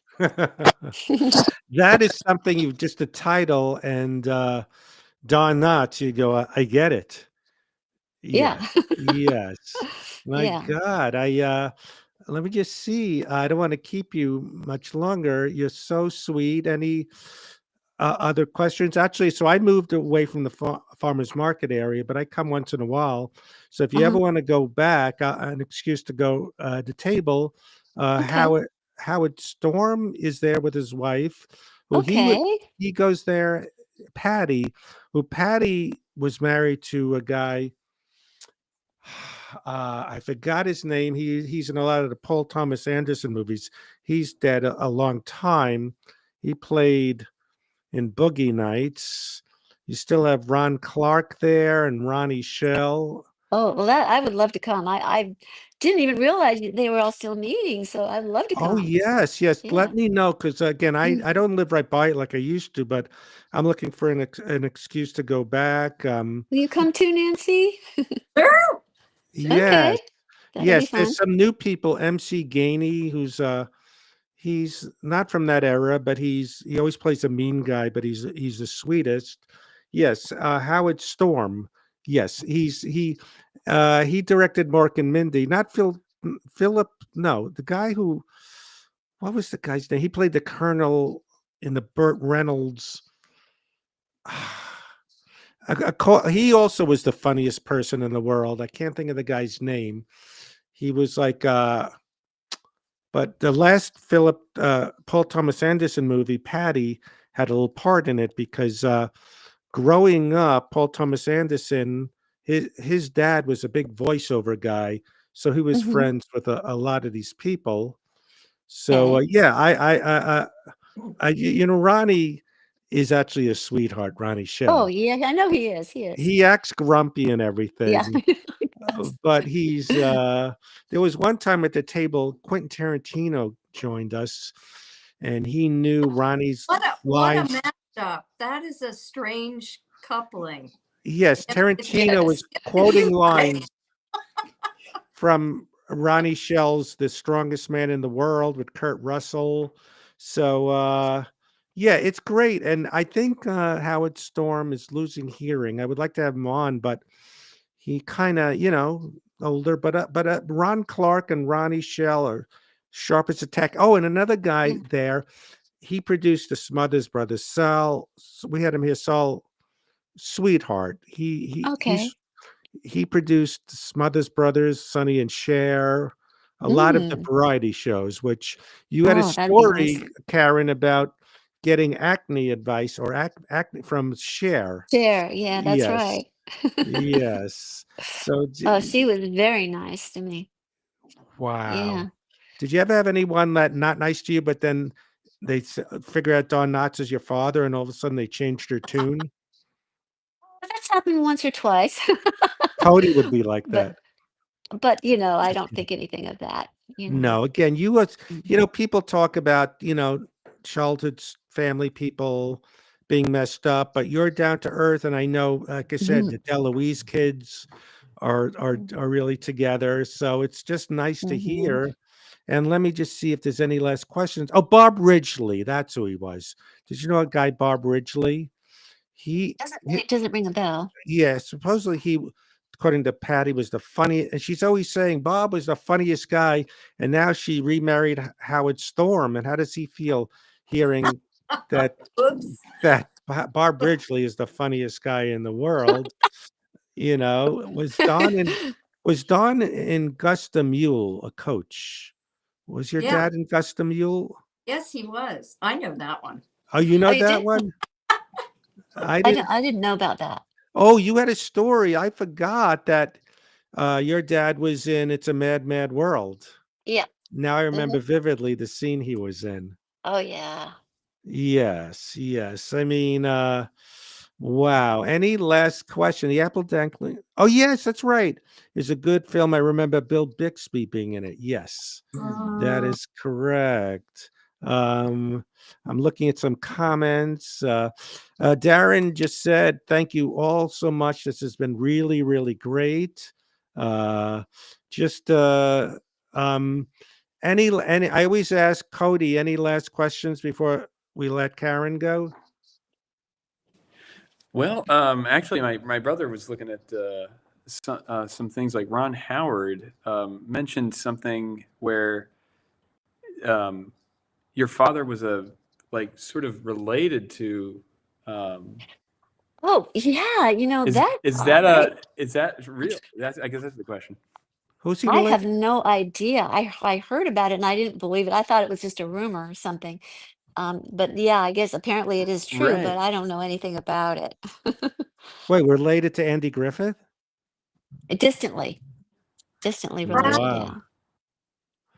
yeah. Morsky asked, does Karen ever connect with any other kids of celebrity like Keenan Wynn's kids? Yes, Hilda Wynn was in my class in junior high school. We went to Paul Revere Junior High, and I remember her vividly. She was adorable. But I didn't know her real well, but I knew her. She was in some of my classes. Wow. And Gary asked, who was Don's favorite actor? His favorite actor, oh gosh. Uh, oh, I'm not sure. How about Shoot. did he model himself after Buster Keaton or Charlie Chaplin?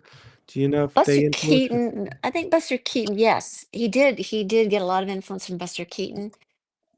Mainly the deadpan. When people Yeah. ask me, what was his influence?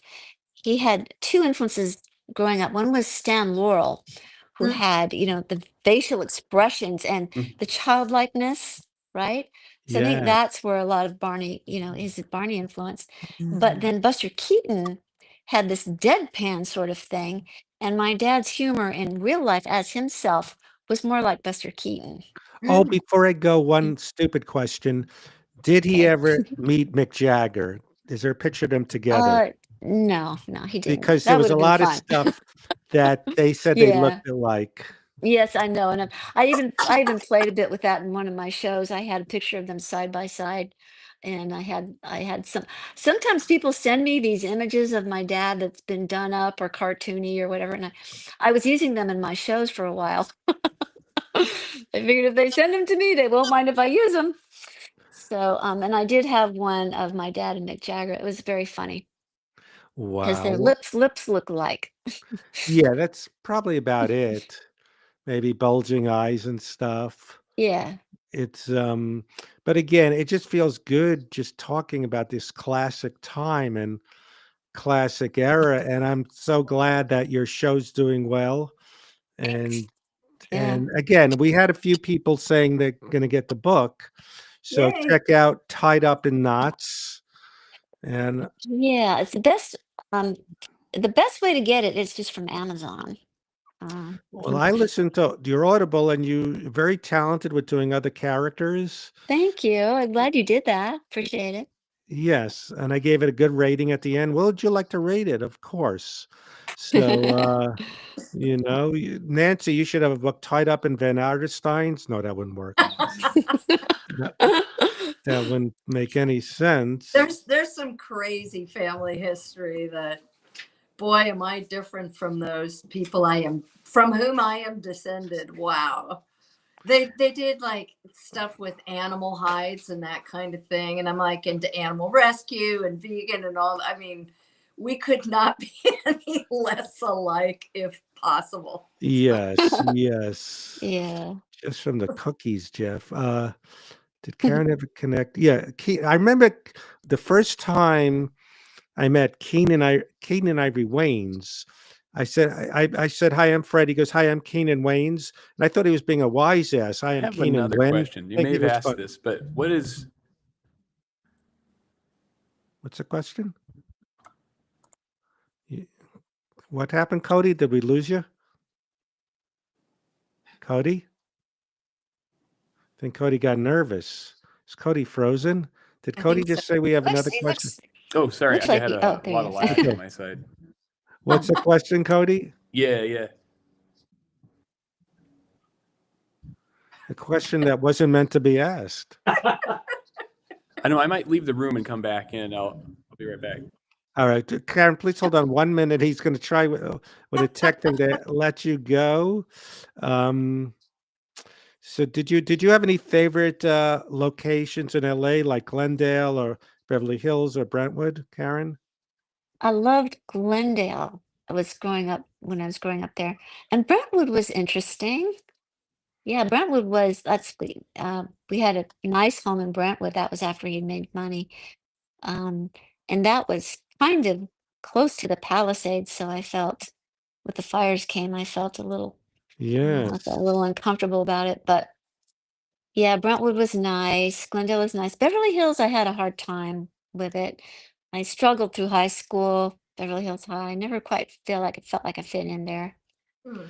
Yeah, I live closer to Glendale now, and I like it. I needed a break from the whole thing. There was a noir, I forgot what it's called, Mildred Pierce, I think, that takes place in Glendale. It's really What interesting, a is it? noir. I think it's called Mildred Pierce. It's Oh, a Crawford?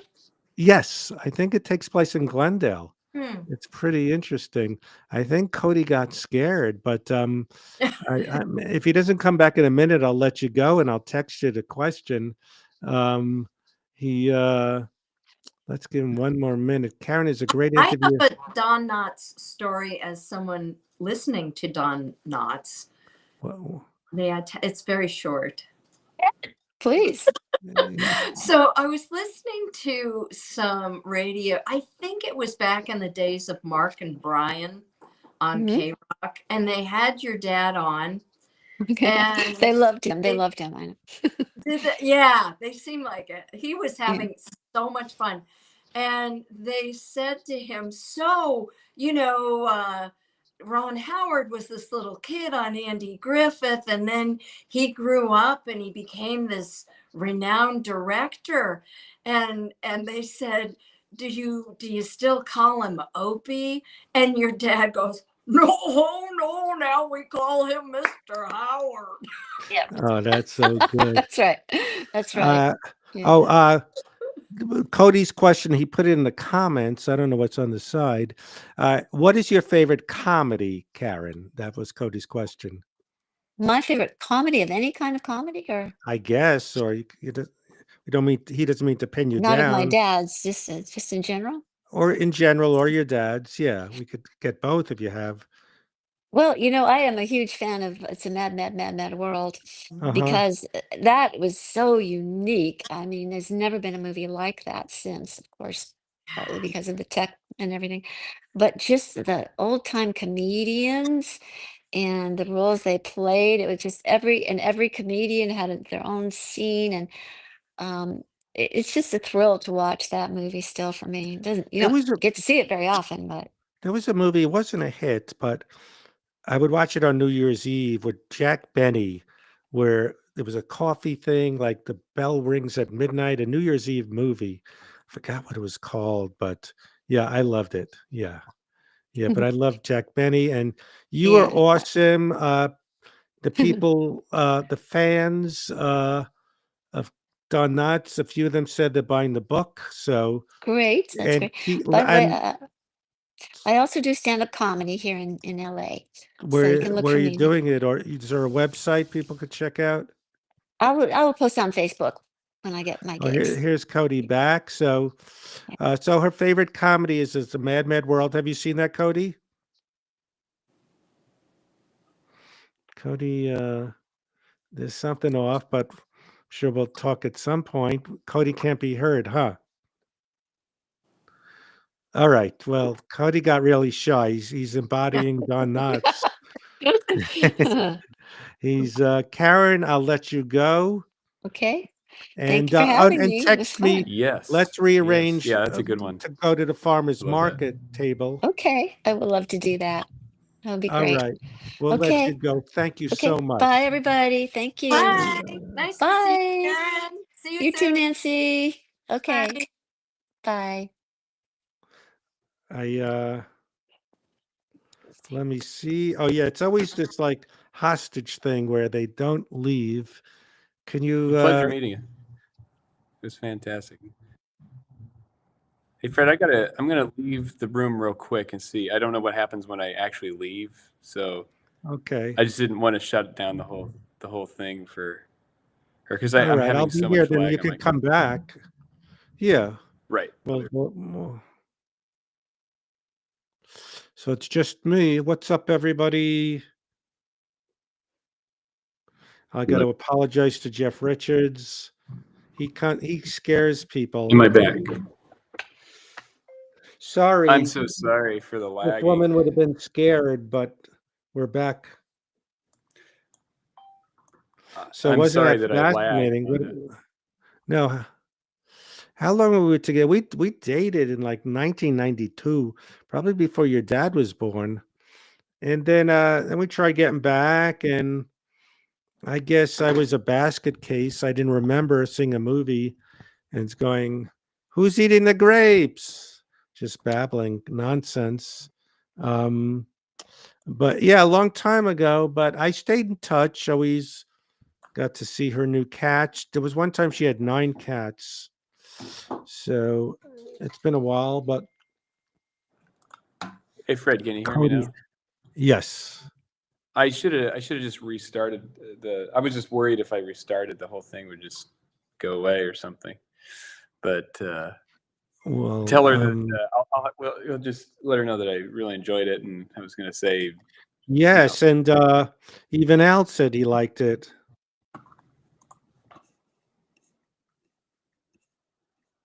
no, that And was Jeff really that was Richards, I very think Jeff cool. Richards would have scared her though.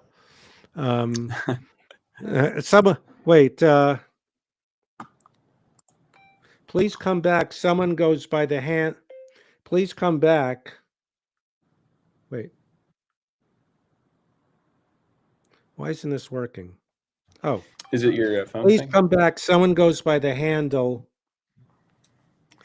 piece of pizza.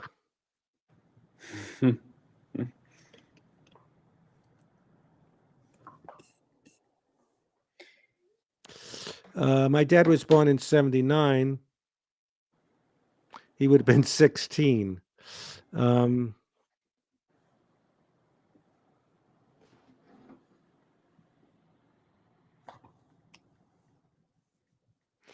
I think when we have serious people, Jeff gets scared. I mean, they get scared of Jeff. Oh. Yeah. Yeah. Um, I hope did it end well? Because I was kind of like it was. All, We it was like, an argument, so it didn't really end like I would have liked. No, I'm just oh, kidding. that's No, too yeah, bad. it ended.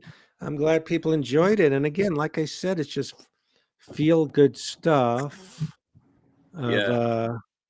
he just seems like you'd want Don Knotts to be. Just not a Yeah. jerk. He's very nice. He seems a very nice person. Yes. Got a lot of great stories. It's amazing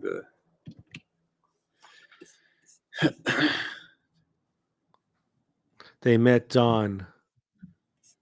Yeah. I got to meet Dick Van Dyke. I worked with him.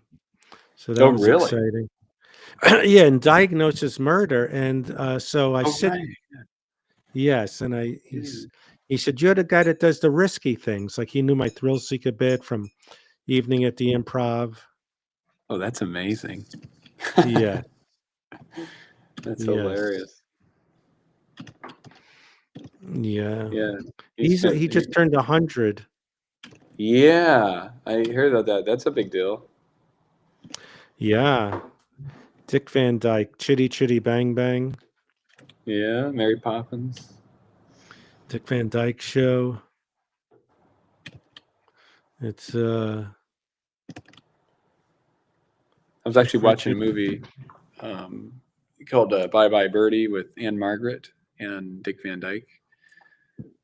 But with Paul Lynn was in Bye Bye Birdie. That's right. Paul Lynn was in Bye Bye Birdie.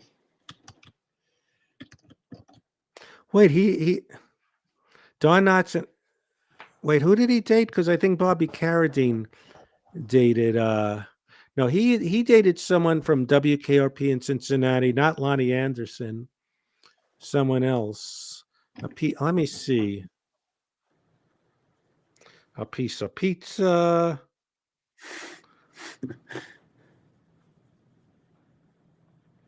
It's the 1930s. It was so funny with Larry Hankin. You get to be in your own bed tonight.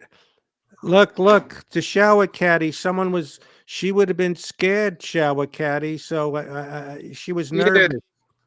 yeah, I don't want to hear about it right now because a lot of people don't even know who I am, and you probably don't even know how I found you.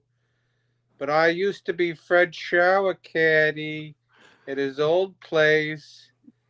And when you moved, as you know, Fred, as you moved, you didn't bring me with you. So Yeah, I'm it's sorry. kind of a sore spot because right now I'm out by garbage can Oh God. on Wilcox near Sunset, and I don't get a pension like you get. I just Why would a shower caddy get a pension? well, see, that's what they said. That's what the whole problem. And then Cody's safe and sound in the Middle America, which is getting more dangerous. So I'm out here on the street right now. I got some refuge in the back of a pizza parlor. A guy likes to put jars on me, so I let him put jars on me. That's where I'm at. My You God, I'm know? sorry. It's just I moved. There was too much stuff to move. It's a new start. And I have a better bathrooms now. I don't need a shower caddy anymore. I'm sorry. Well, why didn't you give me like 2, 3 weeks notice so I could contact some relatives? You didn't even clean out because I thought you're gonna clean out your apartment, but you're so neurotic about the dirt and the little critters that you left it dirty. You left me here with a dirty apartment, and then when the new guys came in and they did the spacco, I don't know how to say it, but the stucco, then they brought me out of your apartment and social services came, and they didn't like me because I'm white. I'm a white shower caddy, so I got issues with that, and I don't know. Now let me ask you, did you pick up my voice and my neuroses being my shower caddy? Did you Yeah, always sound because like me? I shared intimate moments with you when it was just you and your ding a ling a ling in the shower, and you know I'm sorry, I'm hyperventilating. I'm doing an impression of you hyperventilating. But because I've seen parts of you and I've seen parts I'd rather not see again. Yeah. But the point is right now there's a guy putting jars on me who I don't even know, but I gotta live, so he's like putting his jars all over me. Yeah, well, I'm sorry I abandoned you, but you seem like you're doing okay, that you have internet access and you're able to, get on a stream and reach out. You have that at least. Oh yeah, I have this what we're doing right now to fall back on. No, it's just you could have done it differently. You could have found a home for me, a place where I don't have to have this guy who I don't even know this guy putting jars on me. I don't even know what's in the jars. But because people see a structure, a shower caddy, a lot of people don't even know what a shower caddy is. A shower caddy is a series of shelves that go into a shower. And when you bought me, I know you never really liked me because when you bought me, you thought I was going to be smaller. That's why I didn't fit into your shower, and that's why you put me out of the bathroom. Even you never really Okay. liked me. You shouldn't have adopted me if you didn't like me. Well, to be honest, Bobby Carradine helped put you together. I didn't know how to do it. I didn't know how big it was going to be. So I didn't look at it as an adoption. I just said, oh, I should have measured though. By the way, side note, Bobby's hands, he did put me together. He's got the softest, most supple hands. I think it's from the near beer he likes because it keeps his hands moist, the wet dew of the beer. That's a You, very good point. you want to see my impersonation of Bobby Carradine? Yes. Well, I wish I could do one, but I. Well, speaking of impressions, we just had Don Knotts' daughter on, and they were saying at one time they were thinking Harlan Williams is going to be the new Don Knotts. What did Harlan Williams have to say about his potential to be the new Don Knotts? Oh, the new Don Knotts. Yeah, well, it's not easy. I could almost do a Don Knotts impression like that. But it's hard. Well, I talk to the birds and the animals, and I talk to the lizards. I don't think Don Knotts ever did that. You were your own thing, you're saying. No, I'm talking about going outside and talking to a duffel bird or a serendipitously blackbird or a red flamingo bird or a Cassidy Jones bird or whatever, or just a bird, a bird you could talk to, like a regular bird. This is a really good point. Whenever you don't know what to say, you do the laugh. Well, who are you talking to? You're talking to me or the shower caddy? Oh, this is Harlan's cousin. See, Pikesville Al really knows the bits, the bits, because are you the cousin or you? All Yeah, right. well, I'm both in a way because my father was a scientist, and his brother was Harlan's uncle and my sister. And I remember one time I was very confused because I tried to talk to the birds and the animals. Hello, lizard. Hello, little lizard. Hey, little buddy. And I'm just kind of, hey, buddy. And so the shower caddy, though, a nice guy, he's very depressed. I saw him by the trash can on the way up to the studio. Well, you really left that guy in all sorts. So Mac Ridgewood asks, Jeff, can you imitate a drunk guy sending you voicemails? Huh? Like I said, I could talk. You could talk to the shower caddy. Hey, go ahead and say something, shower caddy. Yeah, I'm just depressed because, again, you're all joking around, but when I go to sleep, I'm going to go sleep next to this garbage can. And the guy that comes out here every now and then, he puts his jars on me, and I don't like that. So I might say something to the civic, somebody at the somebody working at the, the you know what I'm talking about. Jeff did that, then Bobby Moynihan would steal it. Has Bobby Moynihan stolen stuff from you? No, I don't think so. Who's talking? Is that still Mac Ridgewood? No, that's Pikesville Al. I don't understand why I get Bobby Moynihan mixed up with who's that guy on SNL who Horatio Sands. Oh, yes, Horatio Sands. What about him? I get Bobby Moynihan mixed up with him. Yeah, Bobby Moynihan, that's different. And Bobby Carradine is even more different. You want to see I actually also do a Bobby Carradine impression. Yes, I'd like to see that or hear it. Hey, what's up? It's Bobby. I don't know what we're doing, but I need to eat something. Where are we going? What are we doing? I'm an hour late, but I need to eat something. What are we gonna do? That's the most talented shower caddy. No, it's me. It's Harlan's. I feel like this is practice, but we need to do it over again. Yeah, I once did a podcast where we had to rehearse, and the guy kept saying, "Do it again, do it again." And he kept. I had to keep saying, "Because this is stupid." He goes, "No, we need to rehearse." And then finally we did it. He goes, "You're not doing it like we did in the rehearsals," and he stormed out. So I'm not doing that guy's podcast. I never understand why they just don't film everything. Why not? It's not film. Yeah. Just film everything, especially the first take. Whenever they go, you want to do one, just practice one. It's like that's like saying, yeah, let's really take a chance on all that gold just going into the air. Exactly. They actually In tell my you case, that. I would be happy to have some gold on top of me because I could maybe sell myself as a gold caddy. If somebody poured, oh God, that would be the best.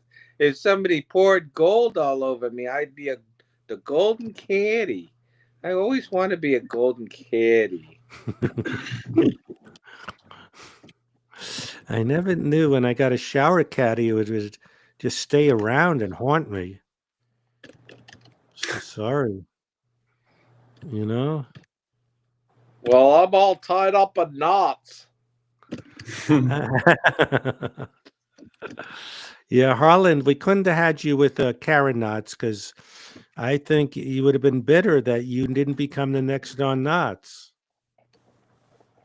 Now Morsky asked, was it Dave Sarah getting mad? Dude, shut the fuck up. Dude, don't talk to me right now. I'm very upset. I want all of you to be quiet. Make sure your mute button. God damn it. Let's do it again. Let's do it again from the top. Let's go. Let's have fun.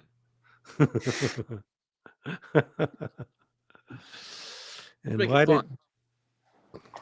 did Dave Sarah, you know what it reminds me of? I was going to say, dude, Dave Sarah being a bully to Dustin Hoffman. Did you ever see that footage where Dustin Hoffman is fighting with Lily Tomlin or something? Did you ever see that? Do you know what I'm talking about? Talking to me? Yeah. There was a thing where David O. Russell was being like yelling at Lily Tomlin in I Heart Huckabees, and Dustin Hoffman's going, what did you do? I'm staying out of this. Because I don't want to get involved with it. She's got a temper. She's got a temper. She's got a splinter. She gets a temper when she gets a splinter. or manifestations are not good. They're not they're not well conceived. I love, Dustin, how you could be talking about something kind of dark, but still have that smile. Like, oh, then they rammed the car right into the building, and we all got smashed, broken legs, and you still So smile.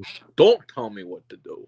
Don't tell me what I'm saying. So I said to the director, I said, I just want to say, just the first time I do it, just naturally just do it. And he says, I think you should wait.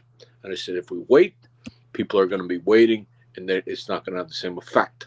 So we have to have the same effect. We're going to be able to understand it. So we shot like 2 days, 2 different days, and we finally got it right. And he said to me, don't you wish we would have done it last? I said, if we did it last, then we would have had to do it second too. I love he's always doing a joke where you don't know what he's talking about. Yeah. Because I said, guy, if we're going to go out, we should go out. You hold the thing. It's almost like he's too excited about giving the punchline. Oh, it's great, that demented laugh at the end. Don't tell me. What is don't tell me from? Don't tell me, Fred. It's not about doing the cartoons. You and Cody have to understand it. It's a symbiotic relationship.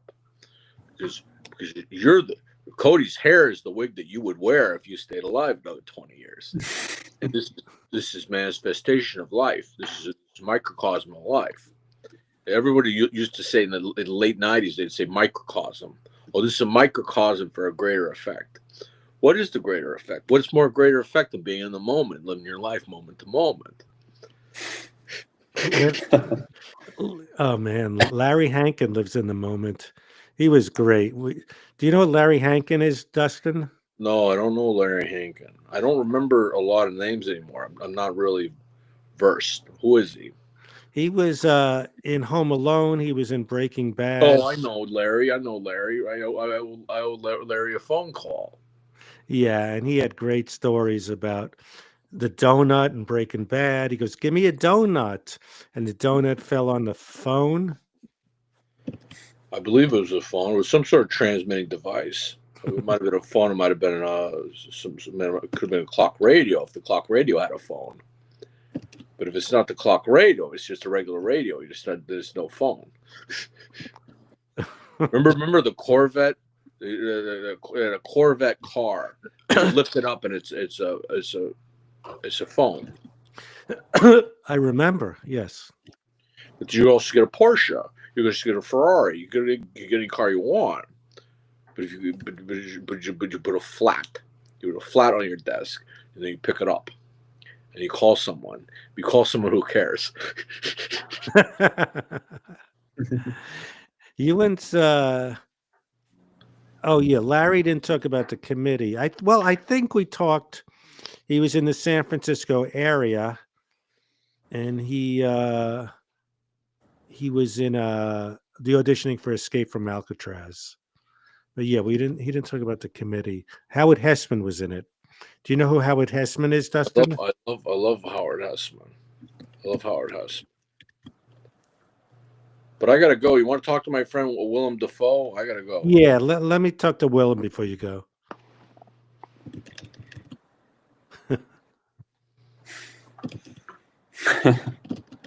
So, am I on, or am I off? Oh, we are on, Willem. It's Yeah. it's I hear you're a good guy, but you play sinister people. Well, I have a sinister face. I have a sinister motion. I try not to do that, but sometimes it's hard. You know, when you're a young actor and you're trying to be known or get acting work, at least, it's difficult to be able to work a job in those situations. So I think it's hard for me to be able to sort of relate to that early acting experience, but it's also hard for me to not see some of the scars from that, because so often I had the clothes to wear, but I just, for fashion, I would go bare naked. And that's in a New York apartment, so it can get very cold. But that was scene acting, and that was method acting, and that was, so. But I did a lot of that. I had a lot of calendars full of calendars, all I wanted to do was buy calendars and Aunt Marie calendars, which was stupid because that all they had was their own calendar. They didn't sell it. Yeah. Wow, Willem, I'm glad you got to keep us apprised what's going on. Well, just keep that enthusiasm bridled because it's difficult, because if you're making a quiche, you have to understand how many eggs to use and what kind of other ingredients you want to wrinkle. So it's basically, it's hours and hours of nightmare, tedious planning, etc. You get the idea. I'm not on a normal microphone right here, so you're not be able to hear me probably as good as if I had. Now, Morsky has a question for Willem and Dustin. Have they ever heard a meaningful bathroom storage device? Have they ever heard a meaningful bathroom storage device that they had to part ways with and sometimes still think about? It's a very good question. It's a good question, but it's difficult to know what its meaning is and what really is happening. No, I've never had a device that I didn't love. I never had a battery that I didn't get power from, even a battery that was essentially not working. I could have a relationship with it. And it's hard to be, everything's difficult because it's the holidays and people don't want to shop. And at the same time, you've got to shop. You can't shop till you drop, but you should shop enough where you want to sit down or something. It's a good question. Yeah, it's a good question. I didn't ask a question. I wanted to talk to the shower caddy, but he left before I got here. Isn't that something? Isn't that something, Fred? Oh wow. Well, Cody's drawing. You made some good progress, Cody? Yeah. Oh yeah. Getting the story done. Oh, Fred Willard's at the end of the table. You got to fill him in. Yeah. And what are your plans, Willem? Christmas plans? Well, I don't have any concrete plans. I wanted to go thrift shopping, but nothing's open on Christmas. I'll probably have some Chinese food and soak my feet, but it's hard to say at this point because my feet feel fine. But I know how they are. When I eat Chinese food, they swell up. So I probably want to get some. Why would feet swell up from Chinese food? Well, it's the sodium. It's the sodium count. It's the MSG. If you want good Chinese food, it's got MSG in it. So it's difficult. It's hard. Everything is very difficult and very difficult and very hard. I understand. And by the way, Cody looks like a young Jeffrey Dahmer. I know you don't want to hear that, but he was. I got was that quite before. dashing, and you have a certain subtle. Again, I talk about the hair. I know it's real, but the haircut is fake, right? Mm-hmm. The hair is real. The haircut is fake because you can't go to Ohio. He's got me down. Can you go? Yeah, to this Ohio is in Ohio. Haircuts in Ohio are not real. Now, why do you say it's Ohio, isn't it? Ohio. People don't say Ohio. You said Ohio. Are they Ohioing in Ohio? They Okay. Well, it depends on what you're going into. Well, it's I just got my teeth work done because I could have got full teeth and look completely different, but I'm known for my teeth and the layout of my dentures. I shouldn't have said dentures. I meant teeth. But again, it's very difficult to find a good dentist that you trust with your teeth. I don't trust anyone with anything, so that's why I use MasterCard. Do you go to Ohio for that or for your operations or? No, I don't go anywhere near Ohio, to be honest with you, Cody, and that's no offense. I'm not trying to offend you. I'm just trying to say, look, it's not easy. It's very difficult to get a good haircut in Ohio. And if you're going to Ohio to get a good haircut, you might as well stop off for some beef shanks or a hot dog. Am I right? Yes, except for the shanks. I stay away from that. Well, I'm not talking about regular shanks. I'm talking about human shanks. Right. And that would be that would be me. Oh, look who we got. Look who we got a comment from. Willem, look in the What do we comment. got? Brian Callen, the jock, is, oh my God, he's here. Shut up. My Brian hair and Callen, muscles are the jock. real. Say my name. Oh, no, I'm not giving the 100. I have a vow. I won't say the name. You know, you know. Now let me ask you, William, what kind of comedy do you like? Do you like Tig Notaro, kind of nerdist, or do you like the bros? I like the comedian, and when I watch the comedian, I look at their face and I go, "That guy's got bad breath," because I want someone who doesn't give a shit. And if you've got good breath, you obviously care enough to take care of your bad breath. So I root for the comedians that look like they're a little ashen. Maybe they've got gray hair. Maybe they've got pepper jack teeth. But yeah, that's is pretty much where I fall. In one instance, I remember going into a convenience store, which wasn't very convenient because it was miles from my house. But my car broke down, so I had to walk down there. And I remember being, well, at least I'm not in Ohio because I can get a haircut. There were several hairstylists on the way, so Yeah. yeah.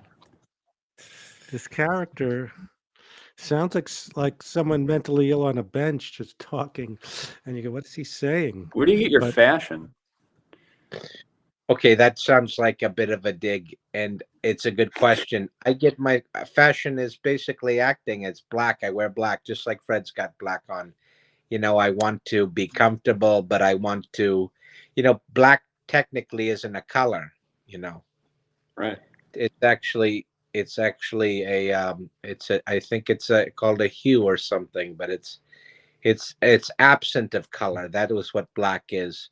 So in the theater company, if somebody said you want to order a black mobile, which at that time was a fish taco, but people wouldn't call it a fish taco because no one wanted to get grease on their hair. So we would just muddle up together and tell stories and talk about witchcraft, and we had such a good time. It was so much fun. sounds like you got a lot of good memories, Willem. Mm. Yeah, you couldn't be any more enthusiastic. You're supposed to be the thrill seeker, and then then he's asking me where to get a sandwich, and I've never been in a helicopter. I've never done a day's work that had anything to do with yards. I've picked flowers. I've done well at that, except when I've picked a rose and they had thorns and things like that. But I'm just a simple guy. I like what I like, and I like what I do, and I like doing what I like. So. Someone just wait. Let me read this comment. All right, I'll read it later. It's very long, but well, if someone is sad they missed Don Knott's daughter, but you could just go back and this stays on YouTube. Right. So you don't Listen, if you want to meet Don Knotts' daughter, in which she does a fun impression of her father, she does a pretty good impression of her dad. I love Don Knotts. I love skinny people. I like you, Fred. You're very skinny. I love skinny people. I think that's, when I get a Christmas tree, it doesn't even have any branches on it when I get one. I just like skinny, and I'm very skinny. I'm sort of like a bat. I'm sort of like a cat. I'm sort of like, Reba McEntire's feet. Reba McEntire's feet was a book I read. I read that in boarding school because she was famous even as a child. So. Nice. I'm skinny. Listen, I know the reason I didn't say you, Cody, is because, well, I just don't know. I can't see all of you. I can see your face. I can see your glasses. Now you look really small. Why don't you just stay there? Stay there for the rest of the show. Which, by the way, I know you do these for 2 or 3 hours, but I'm not going to be able to stay on that long. I have so many different things to do.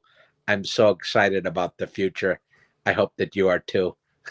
This guy looks like Mo from the Three Stooges with the pilgrim hat. It looks like the guy in the middle looks like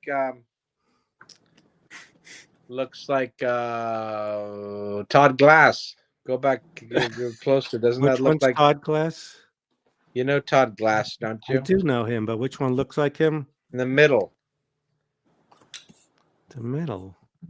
That's Fred Willard at the end of the table. Yeah, well, it also looks like Todd Glass. Hmm. I'm gonna do this where it's small, and then we'll fade into the higher res version that looks more like this. Yeah, that's Fred Willard. What do you mean? What do you mean you fade in? You start it's with so Todd small. Glass. Hey, listen, I gotta go. You guys take care, okay? All right. Have a good one, Willem. Bye-bye. Yeah, Bye. Fred's caddy. They put no one is able to leave. Yeah, you want to rub it in that I'm near a garbage can, and some guy's gonna put jars on me in the caddy. People don't know that. It's a golf caddy or is it a shower caddy? Shower caddy. It's with Oh. shower caddy. I'm Fred Shower Caddy, and shower caddy is a series of shelves that you put in the shower. But when he bought me, he didn't realize that I was too big for his shower, so he had to put me outside of his bathroom. So we missed out on a lot of moments together. That's sad. Sad. Yeah, sad. Sad thing. Very sad. Maybe there'll be another. Oh, he's gone. He's different. He left. Todd Glass is happy. Oh, that's funny. Well, we could sum things up. We were here over 2 hours. Sure. Almost. We did 2 hours, 3. All right. He looks like Tom Bosley now from Happy Days. Oh yeah, the father. Yeah. The one that sounds like this. Yeah. Richie. Now, Fonzie. I love Now, Fonzie, Mary why are you Willard. bothering us? And then the mother's always like, "Oh, Fonzie." And then, who else? Do you like that show, Fred? Do you like the Happy Days? I mean, I liked it as a kid for a while. I mean, I don't Nice. keep watching it, but it was fun.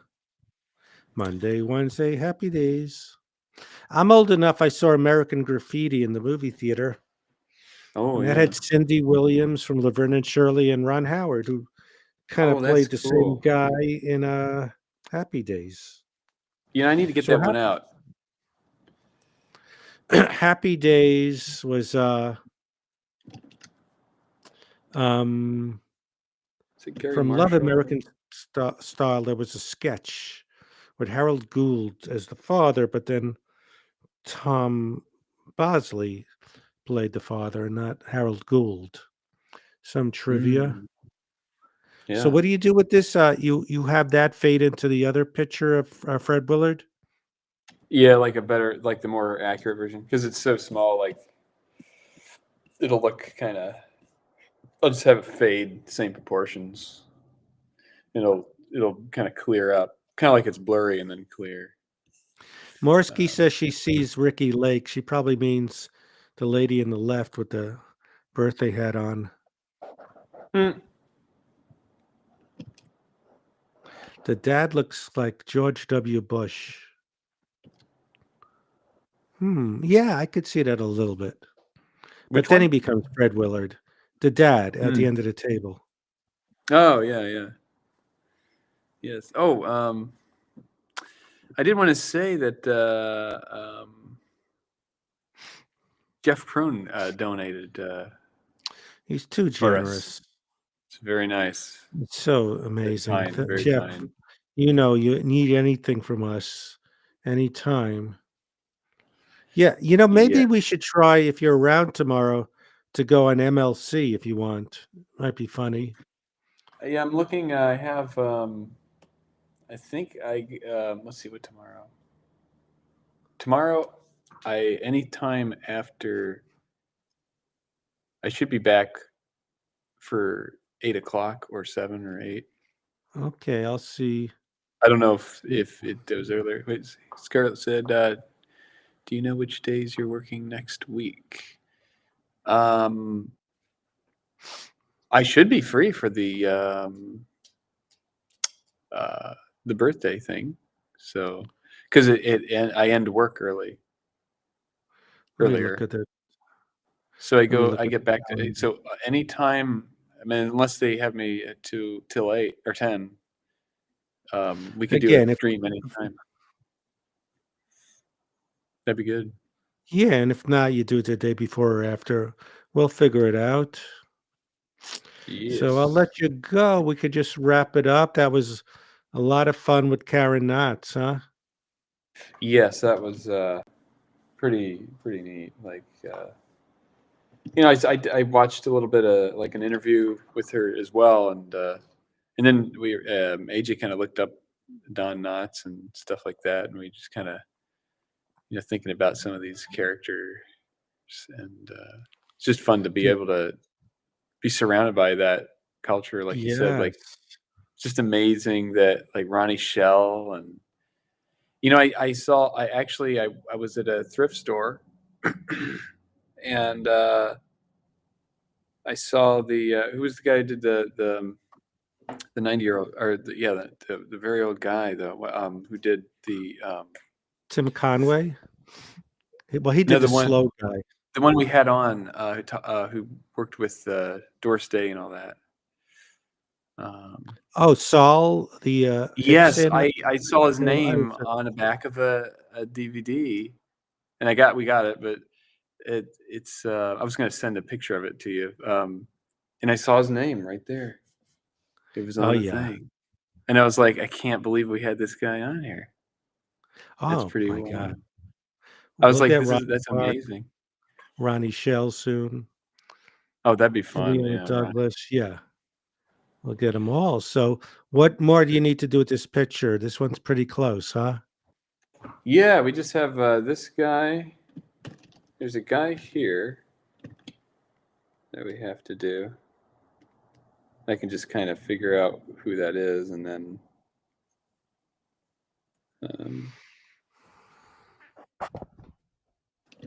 actually, I feel like he should be kind of like this, looking at him. This is the chair. I like it. So that is, and then just the plate. So I can finish this when I get back. Like when I just, even if I like later tonight, I can just.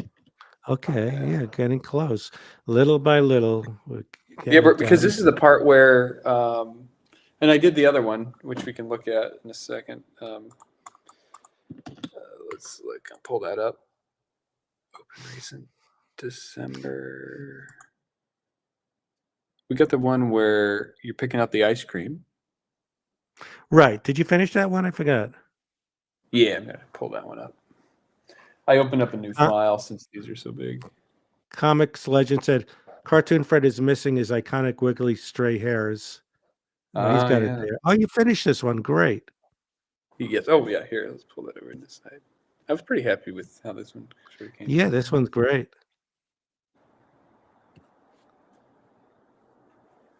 Kind of try to make it look like a glass window.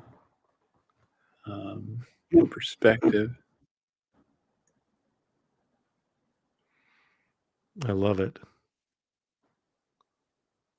So what are you saying? What you're getting close to almost finishing the Willard segment, huh? Yes, we did that one. Okay. Kind of was that one. Well, you haven't done. You haven't. Oh, you got a bunch more. It's okay. We just have this one, and then him talking, and then the guy with the light, and then just you're kind of shrinking, like your face and your body into the chair. So that's kind of where we're at. We're trugging along. This will be the first section of That'd the be Willard great. story. Oh, very exciting. All right, I'll figure out what dinner is. Any last Nice. questions or comments, people? This could be dinner. Ice cream. I had it last night. Ice cream. Ah, you better stay clear from it. Stay clear. All right, we'll just end it. No less comments. Thank you, everyone. Jeff Crone, you are too generous. Yes. Thank you so much. And so glad we could do this today, Fred. Thank you so much. And I'm available to keep it going. So we'll talk tomorrow, Cody. We'll text, keep me posted. Yes. And thank you, Odd Bran. Everyone, thank you. I'm going to send a text to thank Karen. And it's fun trying to Yes. get more people on. So we'll be doing more fun stuff. Awesome. She does look And like tell Diane you, Keaton. if you have fun, tell you to your face. Exactly. You're All having right. fun, tell it to your face. Well, thank you to everyone. I'm going to get dinner. And you guys have a great night. Thank you, Cody. Thank you, Fred. It's fantastic. Bye, everyone. Thank you so much. See you guys.